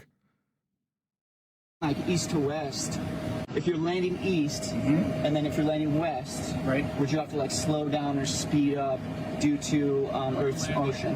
No. No? Nope. So we Earth's don't. motion has nothing to do with it. So we don't compensate for the curvature whenever we're landing. We don't do anything and with then we curvature. don't do anything when it comes to the motion of Earth. Curvature is So Earth has to be a level stationary plane, right? fairly. Clearly. No, it's not that it clearly must be. It's dealt with that way by the pilot. He's not accounting for a massive void opening up ahead of him at 8 inches per mile squared. He's flying level. The ground is not falling away. He's flying nose up to achieve better lift. So, without question, they're not flying over a globe. They're flying over a If you flat want plane. to be in space. Furthermore, they're not accounting for a deviation at 15 degrees an hour that's supposed to be there to prove Earth spinning. It isn't there, and he's not accounting for it. Bob says that's fine, and it doesn't matter that not noticing because of a lot of violations of natural law and violations of gas descriptions and their behaviour when they're unbonded means that we wouldn't expect to have this deviation at 15 degrees an hour proving we spin. Neutral outcome, honest. You couldn't tell any difference from the fact that we don't tell doesn't mean we're not spinning, even though that's supposed to be the very premise that I use to prove it is. So, yeah, it's all cool, says Bob. What There's a plane- effect hang on. do you think you would have to take for rotation? You wouldn't have to. That's what I'm saying. So if you wouldn't have to take into account rotation, So if you're debunking of my 15 degrees an hour, then we're all cool, and I'll just say that still includes globe. That's what Bob's about to do. You, as a flat earther, say we don't have to take into account 15 degrees an hour. Therefore, me, the glober, says we don't have to account for 15 degrees an hour after all. Of the why when is flying that a plane. test of rotation? Because you say there's 15 degrees an hour drift, you crazy clown. Why are you asking the flat earther why your standard of having 15 degrees an hour drift and it not being there would be a standard to prove that we spin? It's your claim that fails miserably and we're not noticing any effects of. And you're justifying why we don't have any effects of it. And desperately telling him how we wouldn't have a plane, have Earth turn underneath it. So we wouldn't have a plane proving that we can see 15 degrees of deviation from the ground, like the globe claims proves we spin with. Right, why would we do that, Bob? We wouldn't, you stupid man. You do, it just fails. Because it doesn't. It's equally. As I'm saying, it's equally as valid for me to just say the Earth is not rotating. End of story. It doesn't take it into account. It's also equally valid to say this isn't a test of rotation. So having a claim that we've got 15 degrees an hour drift as a test of rotation would just be me completely and fundamentally undermining the globe's claim, right, Bob? Well done, you stupid man. So it wouldn't be a test of globe rotation then, the 15 degrees an hour drift as Earth turns underneath to exhibit Coriolis effect exactly as the globe claims. Not a reasonable test, says Bob. Yeah, they'll bash their own heads in with shovels if you give them half enough chance. Right, Bob? So we don't know. Okay. So how come planes fly like the Earth is flat then? They don't. Yes, they do. Who told you that? I've spoken to pilots like... I am a pilot. You're speaking to one right now. Tell me. What? Bob's a pilot now? Okay. Yes, How that is not... Okay. Anybody know anything about this? I've never heard this before. Anybody ever Bob claiming he's a pilot prior to now? Okay, this is news to us. Not that it means much when you've just had a professional aviator on camera talking about how it doesn't account for earth curve or drift. The same drift that would be proving we spin if we saw any of it. The liner pilot isn't accounting for it, and you say that's perfectly fine, it wouldn't matter, and it wouldn't mean that we're not actually seeing anything happen. But that doesn't mean it's stationary. Sure, Brian's got a lot to say on this. Hello, Brian. Hey Nathan, how are things? Hey Neil, hey everyone. I'm covering this video, but is it all Coriolis effect? Might spin on another 10 minutes to see if they go on to a different subject. I haven't watched all of it. It's just basically about how planes fly. What's wrong with that? That's a 2016 drawing from somebody what's wrong with it? who has no idea What's what they're talking about. But the thing is, pilots don't account. So it's been presented with planes would fly and drop and nose down if they were accounting for a void opening ahead of them. Bob's just appealed to who made the diagram and ad hom the person as poison in the well fallacy. So immediately before the guy's finished, you can hear Bob talking through and going, "That belongs to this guy. That guy's a clown. I've discredited him." It's so weak. Count for curvature, like you just said. What makes you think that? So when it comes to the flight of descent, do you have to compensate for curvature? No. You don't? Nope. Okay. So when it comes to the motion of Earth, curvature is ever a flat surface. It's not testing for it one way or the other. Let's say we're testing for it. It's equally. You're not testing for it. Let's say the minute something's being dealt with unequivocally flat, well, we're not testing for it. It sounds familiar, Bob. It's like when we point out that we're measuring Earth flat for elevation angles, people tell us it's not the ground. I mean, even if they start their proofsy with "this is proving Earth's a sphere," and we go, "Well, that's got a flat Earth angle measurement in it. That proves Earth's being measured flat. It's not the ground." What do you mean? They're flying over the ground? It's nothing to do with the ground. we're testing for it. It's equally as valid for me to say that the plane flies over a flat Earth. Okay, if you are not equally valid, it's necessitated.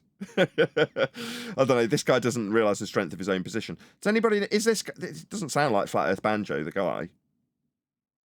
Is it Flat Earth Banjo? The guy he's who's talking? an Australian guy from TikTok. It's just a different guy from TikTok that Flat Earth Banjo's picked up on and republished. Yeah, Flat Earth Banjo recorded this, as far as I know. Okay. He's pretty sharp, the guy. Or something. He's definitely sharper than your average bear.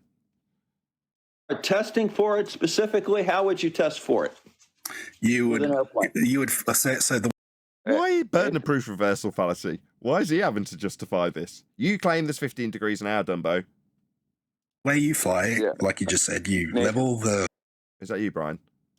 Yeah, I'm just saying, Bob is saying, we're not testing for rotation, we're not testing for curvature. When you're flying a plane, right, if you're flying a plane, and you're supposed to be flying over a globe of radius 3,959 miles, that's also rotating at 1,040 miles at the equator. You don't. It's not about whether you're testing for that. That is what you have to traverse. You know what I mean? It's like we're not testing for curvature, but no one's asking whether we're testing. It's if the curvature is there, we'll have to account for it, Bob. Do you know what I mean? It's not accounted for, and neither is the rotation because it's not there. Yes. Do you know what I mean? How would you test for curvature with an airplane then? What he's saying is, look, if there's no demonstrable curvature in this flight, that's because they're not looking for curvature when they do flights. We're not using that as a proof, see? Stupid asking about that. No one's looking for the curvature. When they're just flying a plane, we just stop it. Right, let me do a proper call to action. So this is Flat Earth Banjo, USA, Japan, and Brazil. So please let him know at Nathan Oakley 1980 sent me. I've just put a link to his channel in the live stream chat. So if you are currently watching live, I don't know how else to phrase this, we are currently live. Makes absolutely sod all sense if you're watching after the fact. But we are, strictly speaking, if you are watching this, you can only be in a position to click on that link if you're hearing this right now. Anyway, go and let him know. He's a friendly. He's actually one of us, if you know what I mean. So, yeah, please let him know at Nathan Oakley 1980 sent me. Click on the like button. I'll periodically refresh the page to see if any of you have actually done this. See if that's happened already. No, maybe not, because I might lose my space. I believe the comments are turned off. They are. Oh, they are. I've just noticed that. Oh, that's a bummer. Oh, well, at the very least, right, we'll keep track of it. It's currently got 10 thumbs up, which is one of which is mine, so it had 9. Go and give him a like and subscribe if you like what you see here, because he's got a lot more of the same. He goes through the internet and finds good stuff to publish. And yeah, so it's I'm subscribed. I think I am. Oh no, I don't think I am at the moment. No, I am. It's just I'm in a weird account situation for whatever reason. But I'm pretty certain I'm subscribed to Flat Earth Banjo, although it's offering me the opportunity to subscribe, which is weird. Anyway, that's a different story. Anyway, go and let him know. And hopefully that's enough waffle to get people to have actually gone and done this right here, right now, and maybe subscribe to him, maybe give him a like. You can't leave him a comment. You can't tell him that I've been there. So that's as much as you can do. Maybe find a different video in his channel that you can leave a comment on to let him know. At Nathan Oakley 1980 sent me. Gyroscope to the ground, and then you fly, right? Okay. And That's you land, the gyroscope is just for the heading. And then hang on, and then the gyroscope. This gyroscope. Yeah, when they get screwed, Globus, that is, Bob's no exception. They can hear it coming. So then they start chanting through you. He started talking about a gyroscope, so Bob's going to start chanting through the top of him, so his claim can't be heard. And he's going to start making his claims about what gyro should or shouldn't do through the top of it. So he can't have a concise claim put to him to have to overcome. So it's chanting time. And you'll hear it. It'll be a common theme from this till the end of this discussion, I'm in no doubt. Morning, guys. Morning. Never processes downwards. The nose of the plane's not ever going down. It's actually up, right, to maintain altitude. So you don't nose the plane down. What plane did you fly? That's not important. Yeah, because I don't think you're a pilot. Why go with the compound question? We don't nose the plane down.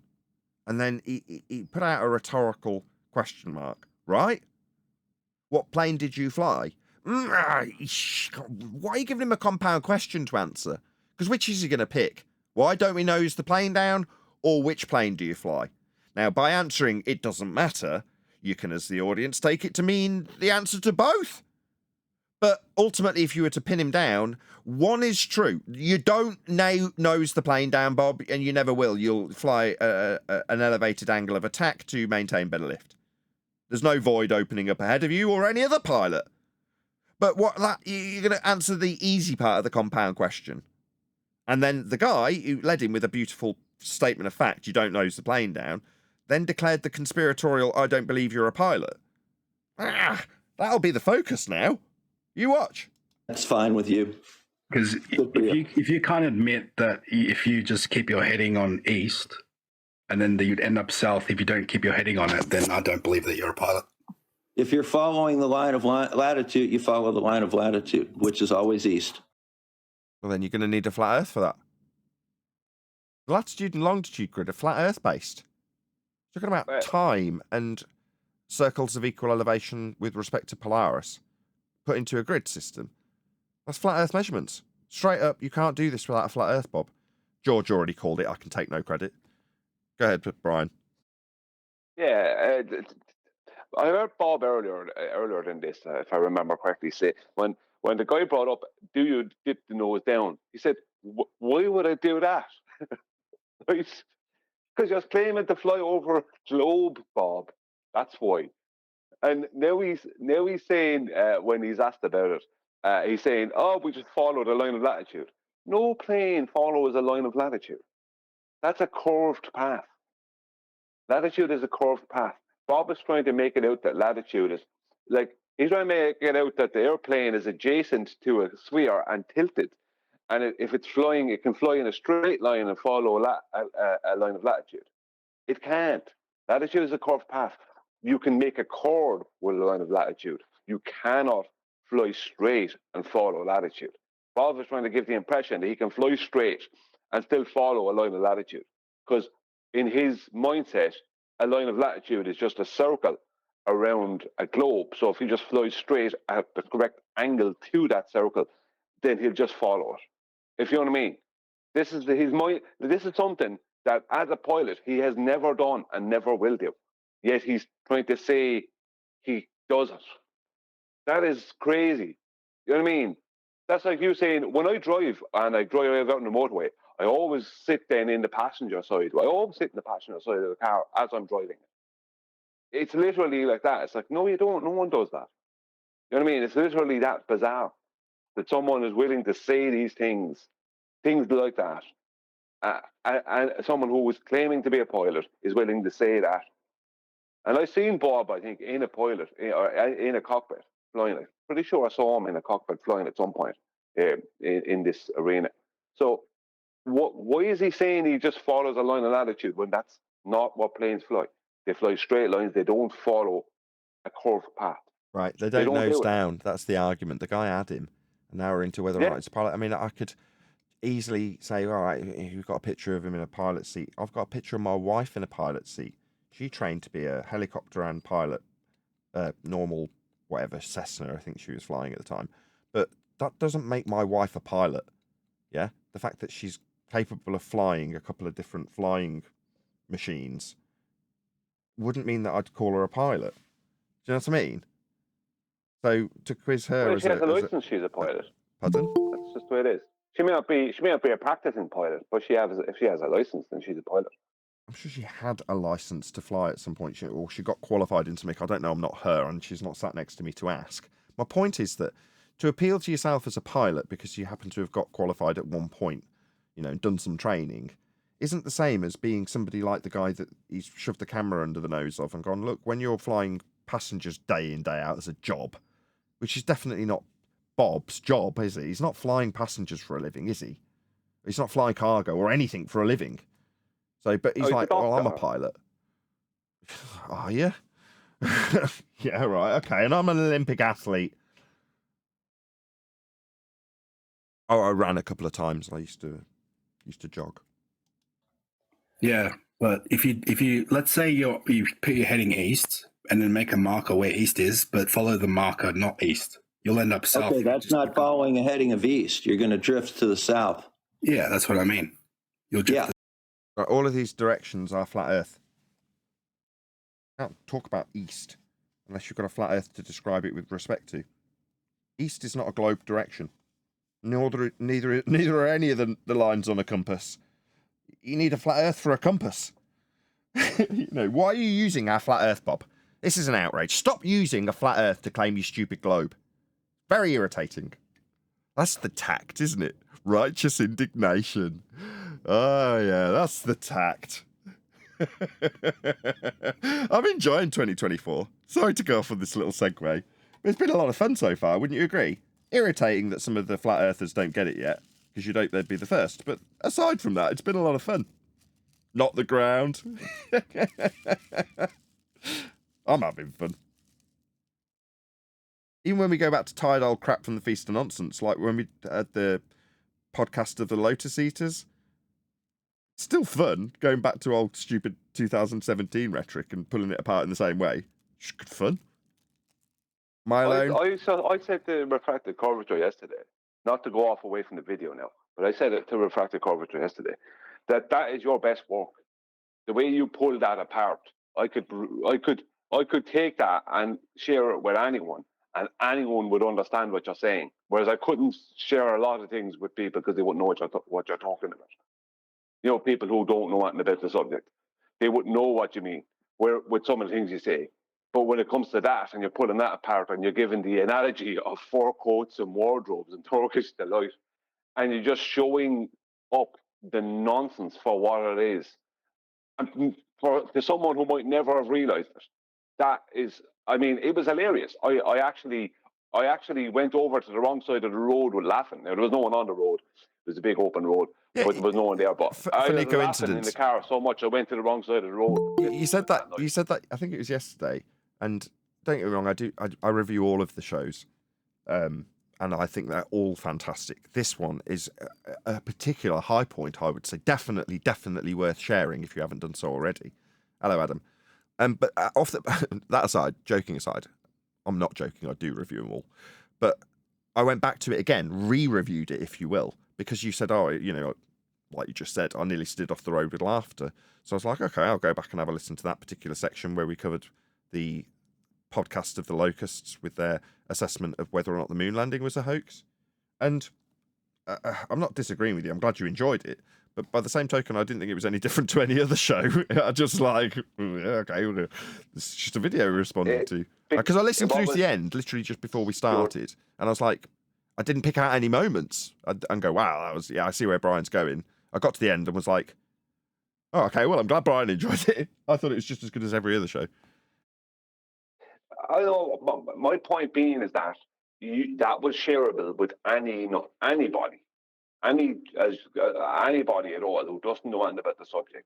I could share that section with them, and they could listen and follow along as to exactly what you're saying, and that would wake someone up as to, hang on a minute, this is the comparison of the type of evidence that I'm being presented with for this moon landing.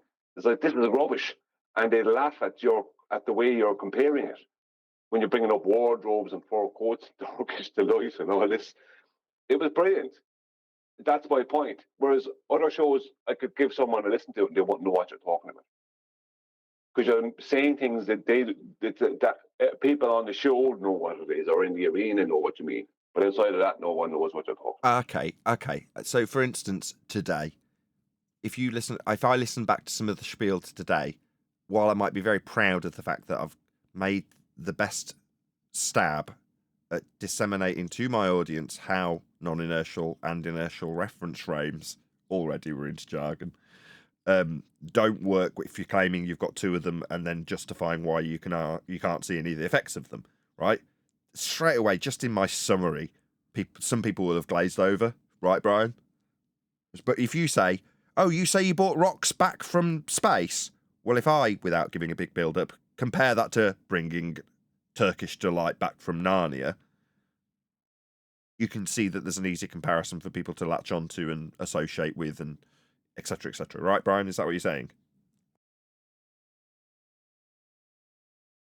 Oh yes, Nathan, to be sure. Just how you brought up Coriolis real quick. Just a funny few second story. Yesterday I'm scrolling through my YouTube and one of the old episodes shows up. It's like 340 something, right? So I just put it on just to hear what the hell we were talking about back then. And it's this Glober named Dean, right? And somehow we get into Coriolis, and we literally get him to say that the atmosphere is velcroed to the earth. Now, like I said, this is episode 344 or something, right? And he literally says his argument back then was the atmosphere is velcroed to the earth. I just thought I'd share because that's hilarious. The 300 and what? 300, I think it was 344. Like random old episodes will just pop up on my, just as a recommended, and they'll just pop up on my YouTube. So every once in a while I'll turn them on. And yeah, it was all of us. And this guy comes in and he's talking about Coriolis and literally says the atmosphere is velcro to the earth. Interesting you say that old shows flash up. I'd noticed that. I'd normally wait for 2 or 3 people to mention it before just me noticing and someone from the panel noticing. But from a statistical point of view, I keep an eye on the 10 most recent, because that's how YouTube publish the stats to me and every other videographer, I'm sure.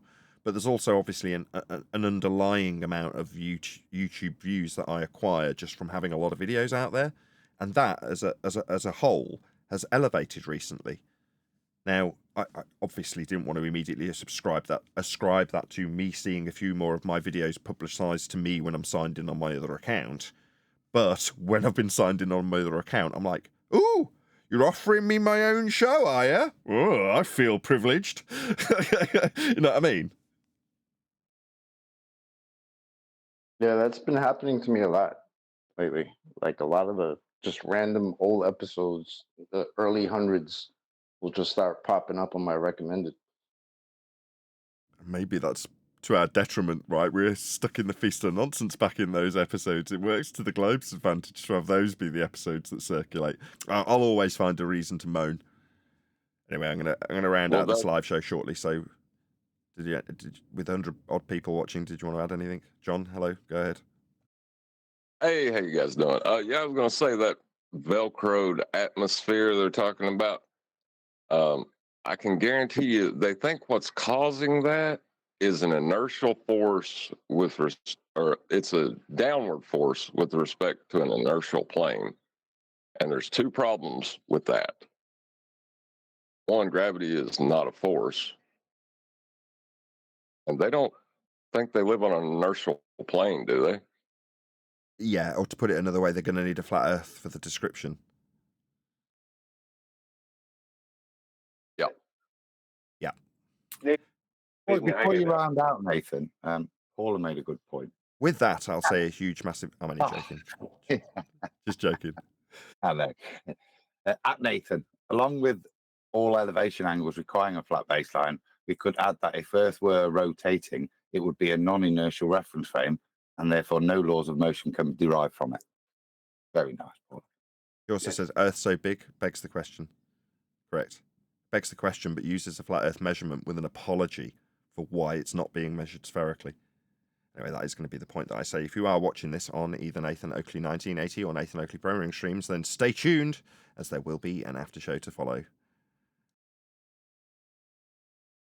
How do you live on a sphere with no sphericity? It's like retarded. Why would we expect to see sphericity? Are you playing more of the video, Nathan? And just so you know, I reckon this video or this show will be relatable to people too. I didn't mean to leave you hanging earlier. What it was is I just couldn't get to the phone, and then Chocolate started talking to you, so I just had to go. I just put on my best Irish accent and spoke for you. It was all good. That was horrendous. That was horrendous. No one speaks like that. That's like a really bad London stage Irish accent. It's terrible. That's exactly what I was going for. A really bad Londoner doing an impersonation of an Irish. That's exactly what I was going for. It's this, to be short, there's a grand to be sure. Morning, Micheline. This out of rubbish. Load of baloney nonsense. To explain how racist it was to my wife when she was like, because I chuckled at as I explained, do listen back to my show. There was a point when someone was talking about spraying water from fire hydrants, and then I pipe up and go, "Oh, you had that during the Troubles, didn't you?" And then when I heard it back, I laughed, and my wife was like, "Well, what? I don't get why that would be funny." I'm like, "Well, number one, Brian's not from Northern Ireland, so it's inherently, if you're on the outside and you don't know I know that, it just seems like I'm inherently really ignorant, right? But trying to put a good Irish gag in there that seems relevant because you're Irish, right? It's like, no. It works on multiple levels of stupidity, which is what I like. Anyway. Yeah, it's super thick. Yeah. Just pre-assuming that because this thing happened in that country, that person was directly involved in it. Yeah. Anyway. I wasn't intending to play any more video. I've already got a headache from it. And when I looked, I can see, because the delay of the live stream, I can see the preview with me on camera. And I've gone to do the outro, turned on my studio lights. And because I'm absolutely knackered, I was up till God knows what time because I'm signing out my stupid account by accident. I'm now knackered and you can really see it in the camera. I'm like, oh my God, look at the state of me. I look like I feel. That's not good. Oh, well, maybe I shouldn't have chose to go on camera today. Hey, I hate to change the subject when you're talking about how you look, but Brian, did you get to mention the levels not level thing we talked about yesterday? No, I didn't get it. I only just came on maybe 5-6 minutes before your left, John. Sounds legit. Levels not level. Of course. Makes sense. Perfect. Do you need to say any more? It's self-explanatory. Well, it's an indictment on Bev. That's what we were just talking, like, because Bev is constantly attacking us. Like, Bev started all this. We used to always be shouting out Bev. I used to constantly shout out Bev. I think I was the last person on the panel to stop shouting about it. And Bev has been claiming that level is a point on a vertical datum. Now, Adam pointed. Pardon me. Level's not 1 point. Yeah, Adam pointed out to him that level is not 1 point. Level is no point higher than any other point. You need, to determine level, you need at least 2 points, right? So me and John were saying, well, if we, like, Bev wants to take things that people say, and he wants to make a little snide attack on them via this, instead of like having any honest conversation of any kind, or you know what I mean. Bev in the past couple of years has decided just to be basically a troll and just attacking and a character assassination and all this. When he used to do that, he used to be informative. Bev was informative. Do you know what I mean? But he's dropped these standards, right? But because he spent so much time attacking us, I was saying to John yesterday, this is out of order. Like, I mean, and we both agreed. He's claiming that level is not level. When he's claiming level is just a point on mean sea level is just a point on a vertical datum. That's what he claims. Well, it's not level then, is it? That's a mean sea average. That's not mean sea level. That's mean tide average, not mean sea level, according to him. Because what he's describing is not it's mean level. tide average described as a single point on the vertical datum. That's what it actually is. Yeah. But he's saying mean sea level is a point on a vertical datum. It's like, it's impossible. It can't be. You need 2 points for a level. So Sure, Dave is he's an basically idiot. claiming, go on. I don't know, he just seems out to undermine us at all costs. From what I hear people tell me, I don't see it. It just sounds like he's just intentionally out to undermine us, and it doesn't matter if he ends up looking stupid in the process. He doesn't seem to care. His job is to tell people, it's his duty to tell mankind that he's measured the earth not to be flat. Off you go, Bev. Have fun. But he used to be saying that all levels are parallel with the plane of the horizon. Has anyone heard him say that? Yes, I've heard him say that. He said what he would say, his exact words were, all horizontals are parallel to each other and all horizontals are parallel with the plane of the horizon. Straight out of Euclid. That was, yeah.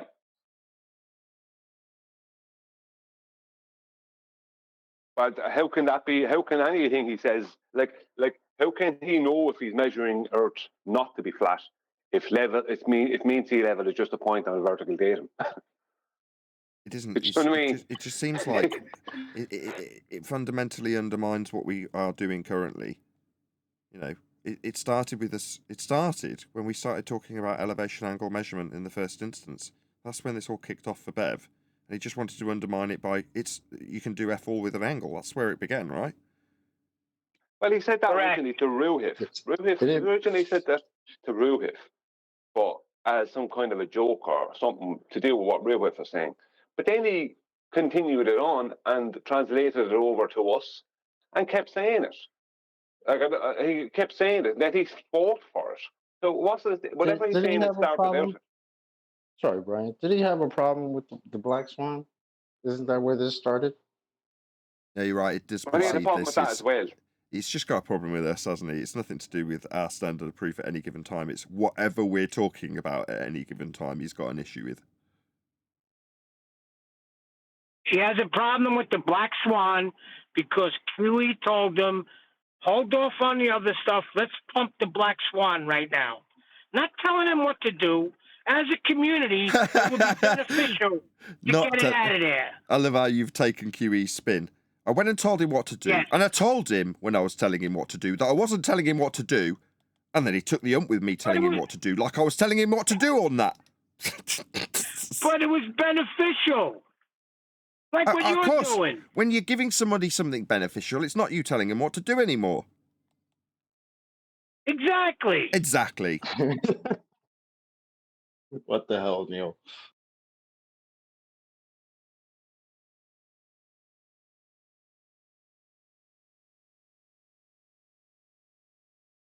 I feel dumber Give a now. man a fish, and I was gonna say, give a man a fish, and he'll tell you there's no such thing as fish. Can you get the guys just took strong acid out of here, please? It's not making much sense.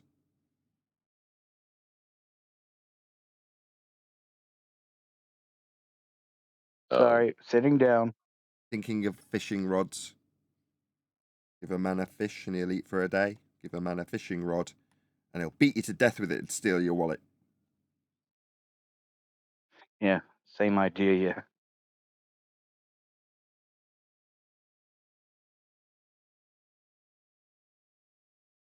Well, in the same way, I wouldn't hand my child an M16.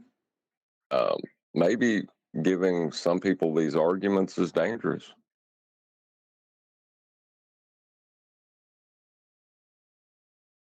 No, it was it was when Black Swan first hit. So that's what we wanted everybody to grab onto because it was devastating. And they took it the wrong way.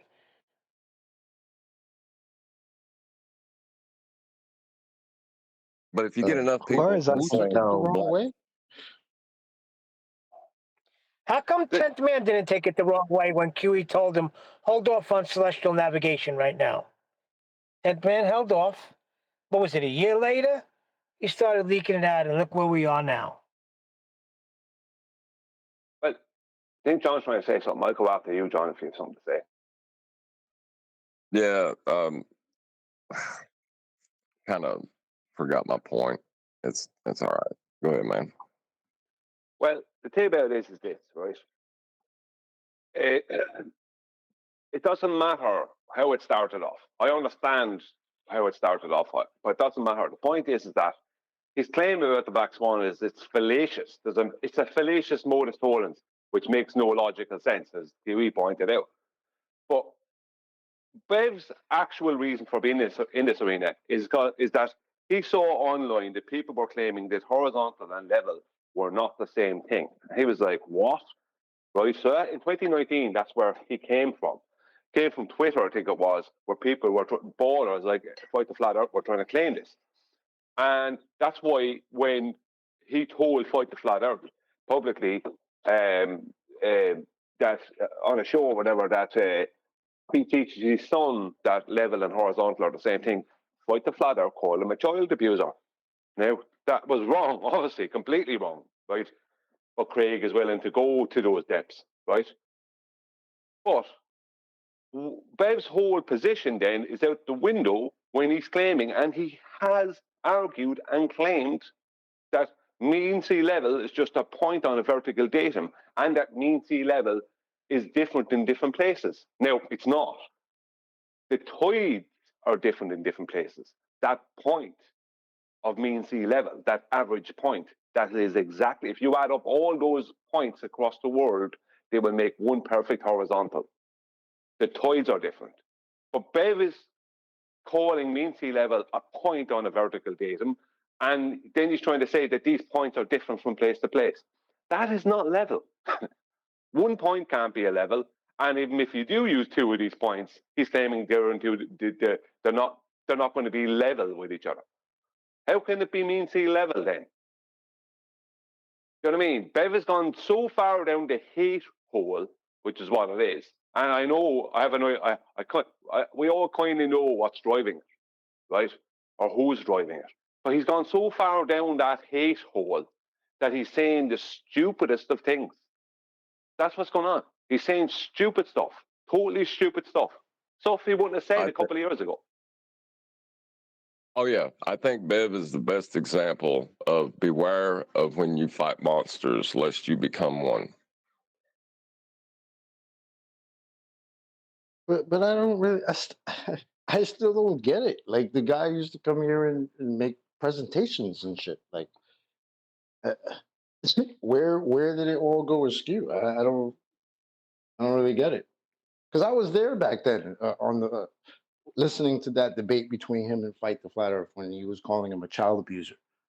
And I remember almost coming off mute and probably about to get kicked out of the server because I was like, because I didn't know who he was. I'm like, who the fuck is this guy who's calling a flat earther somebody who's saying horizontal is level of a child abuser? Because horizontal is level? What? Don't miss the intonation. You said it correctly, but just without enough gusto. Yeah, because he was saying horizontal is level, he was calling him that name. Yeah. He asked him if he teaches his kids that. He said, yeah, and therefore he labelled him that way. Yep. I don't know what it is about this topic, but it's society accepts some of the most horrible behavior from people. You know, like if this was any other topic, maybe politics is the only other one where, you know, that kind of behavior wouldn't be tolerated. People would immediately, you know, push those people away. But for some reason, they're embraced, and you know, I don't get it. No, it is. You said it earlier. Bev is the best example of someone becoming like the monster that he was fighting. Like I'd see Bev now similar to Fight the Flat Earth in some ways. You know what I mean? With these kind of tactics and nonsense, and just kind of like a bowler, that kind of way. I don't see Bev as outside of that as much anymore. He is outside of it, but not like he once was. Once he was completely separated from it. Didn't matter if he didn't want to say he was a flat earther. I don't care about that. It was his. Now I don't see him as separate from the bowlers. If you know what I mean. I see him as sneaky, trying to come up with gotchas. It's nonsense. He's not making any. What progress has he made since he's been? In the past 2 years, in the past year, what progress has Bev actually made? Nothing. He just spends, I don't know how much of it. I don't want to listen to his show because I got sick of listening to him giving out about Nathan and this show, and I got sick of it. It's like, just stick to whatever topic you're talking about. Stick to like dealing with the bowlers or whatever. You know, stick to that. Don't, like, if you want to critique something, critique it. But this personal thing where you're constantly bringing up Nathan or you're bringing up whoever, QE, whatever, like basically it's saying things in a snide way where you're implying stuff about us but not saying it. You know, that everyone understands. So you're not. So if anyone asks you, are you saying this? I'm not saying anything. I'm just saying blah blah blah. When it's very, you know, like Elder Bear does. When it's very obvious what you're saying. You know, it is like that's what he's become. Like I don't listen to there's nothing going on his show to listen to. It's just him giving out and having little issues.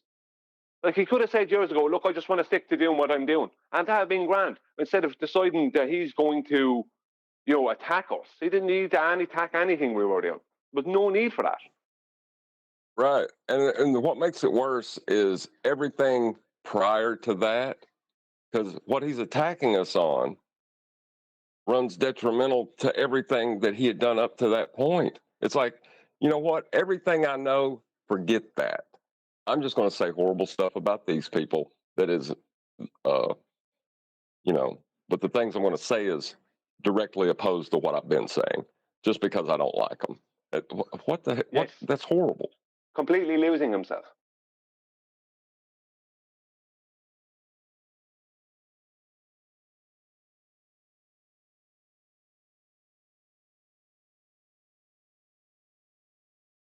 I think if we give him some flowers, he would like us again. Well, why? What have we done wrong to deserve giving him flowers? I mean, if you can tell me what I've done to offend Bev, I mean, not that I care, but you know what I mean, then, you know, I'll listen. But I don't think we've done anything wrong for him to despise us in the way he does and occupy so much of his time, bordering on obsession. Yeah, you're talking about in the first place. You're not talking about when he's come here in the past year and a half. You're talking about 2 years ago when he first started attacking us.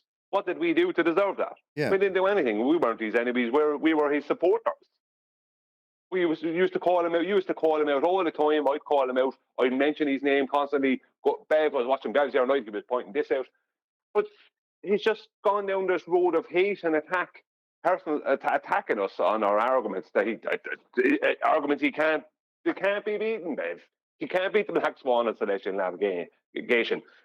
They can't be beaten. That's the point. So it's a stupid position to take to attack them. When really it's obvious it's just us who have an issue with or Nathan or something. It's like we used to call him out all the time. Now what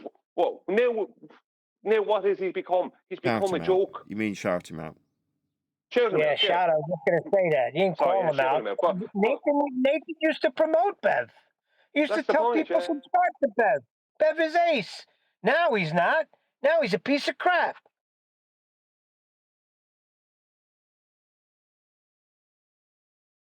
Well, that's why me and Brian are so upset. You know, that's what's bothering us. That's why we're bringing this up. Oh, I'm glad you're finally upset. Well, I mean, I've been upset, but to think about someone disliking you so much that they'll throw out what they know just so they can try to make an argument against what they know. That's just bad behavior. I don't know what else to call it.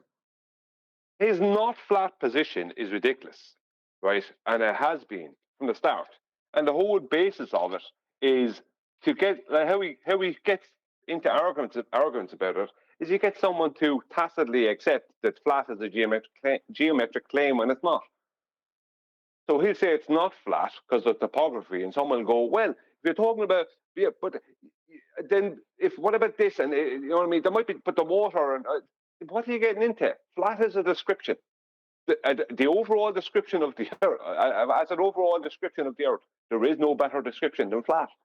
It is the only way to describe it. The same way as my tabletop. There's only one way to describe it. Does it have undulations? Yeah.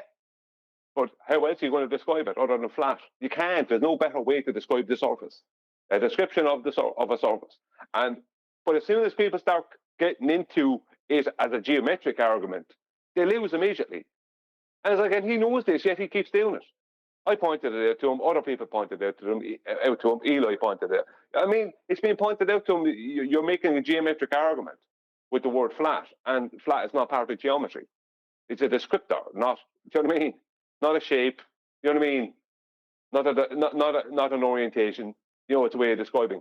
But he still does this. Why take that position? Why take that position in the first place? Why did you need to go down that road? What's the point? What is to be gained out of it, other than antagonism? That's all you're gaining, antagonism of other people. He lined up with everybody else, FED bad. That's all.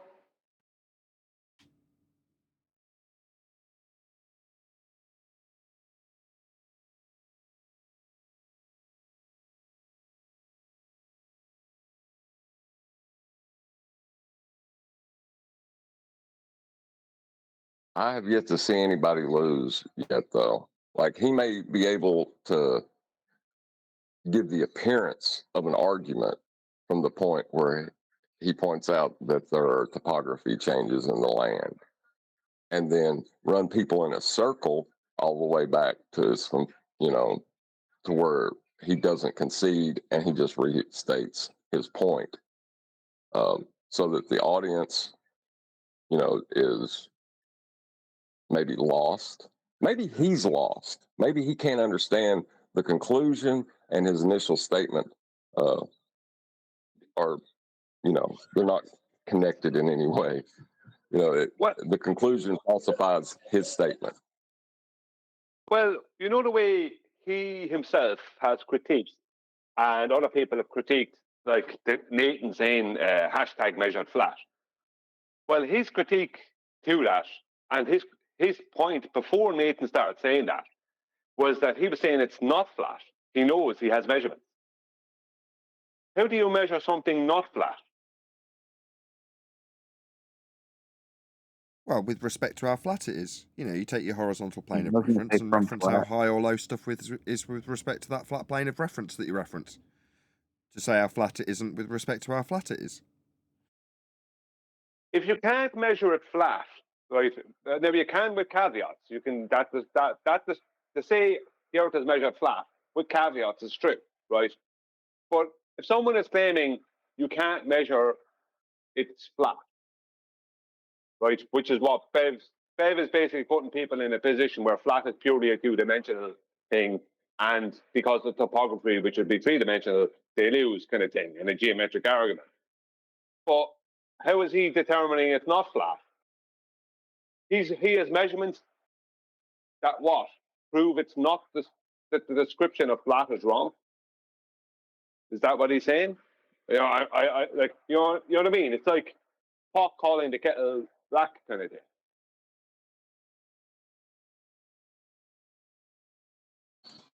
The thing is, though, when you get a value of 0 as when you're measuring the topography, and you get a value of 0. What does that mean you have officially done to build something? Have you made it curved?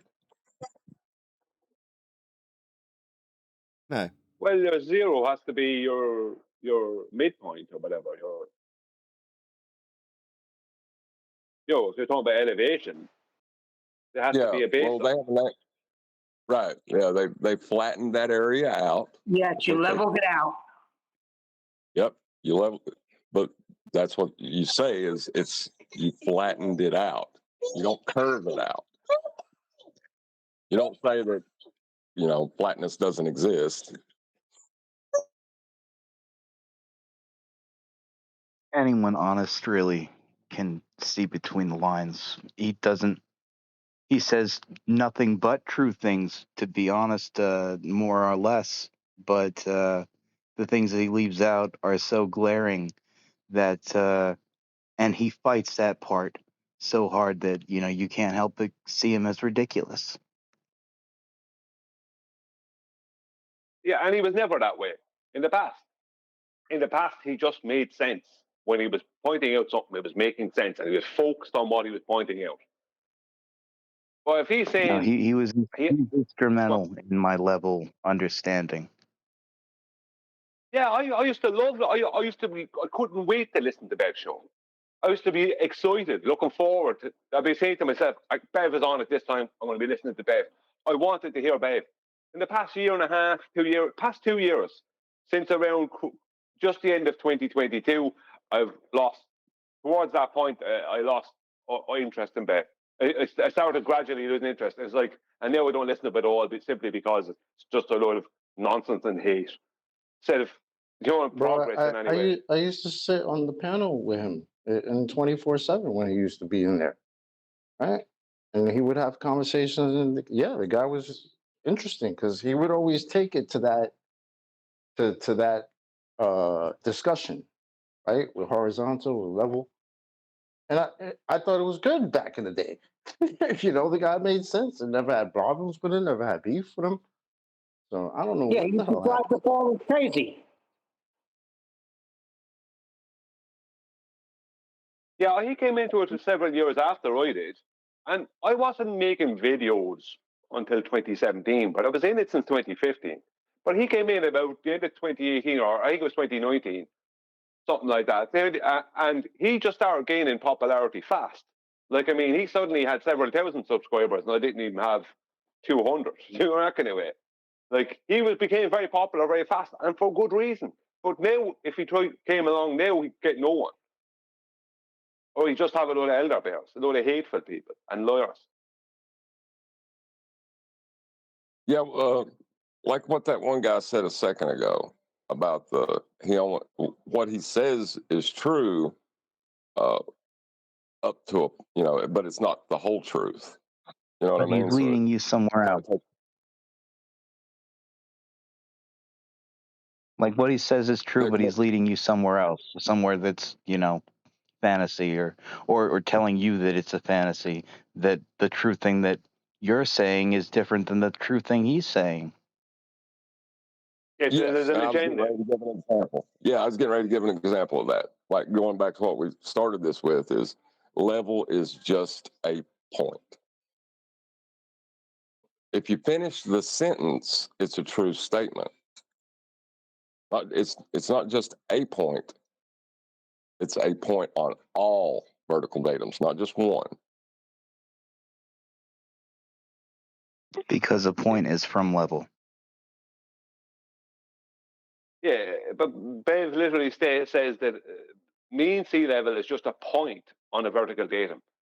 That it can't be. You know what I mean? It can't be just a point because that means it can't be a level. It's stuff like that he never would have left out in the past.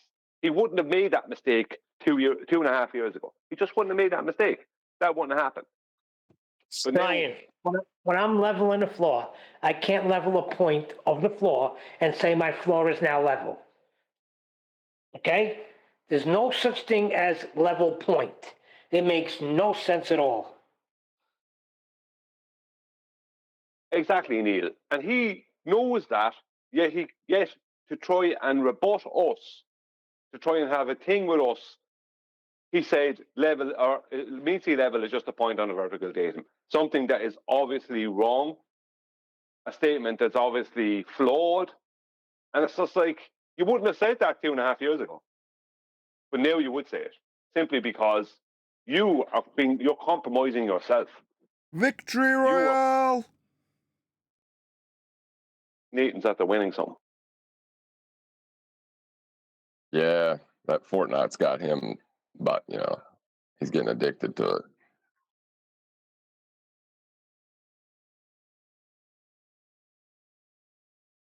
That's why he wouldn't play on the video. I wanted to play on the video because Adam's here.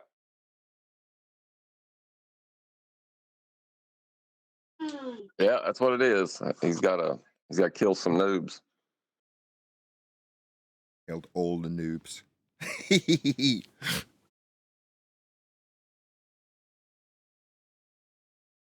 I'm going to round out. With that, I'm going to say a huge, massive, enormous thank you to both Discord and G Plus panels for making today's after show possible.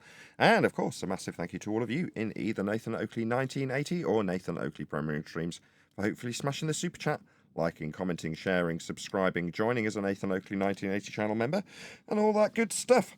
I've been Nathan Oakley, and I will see you all in the next video.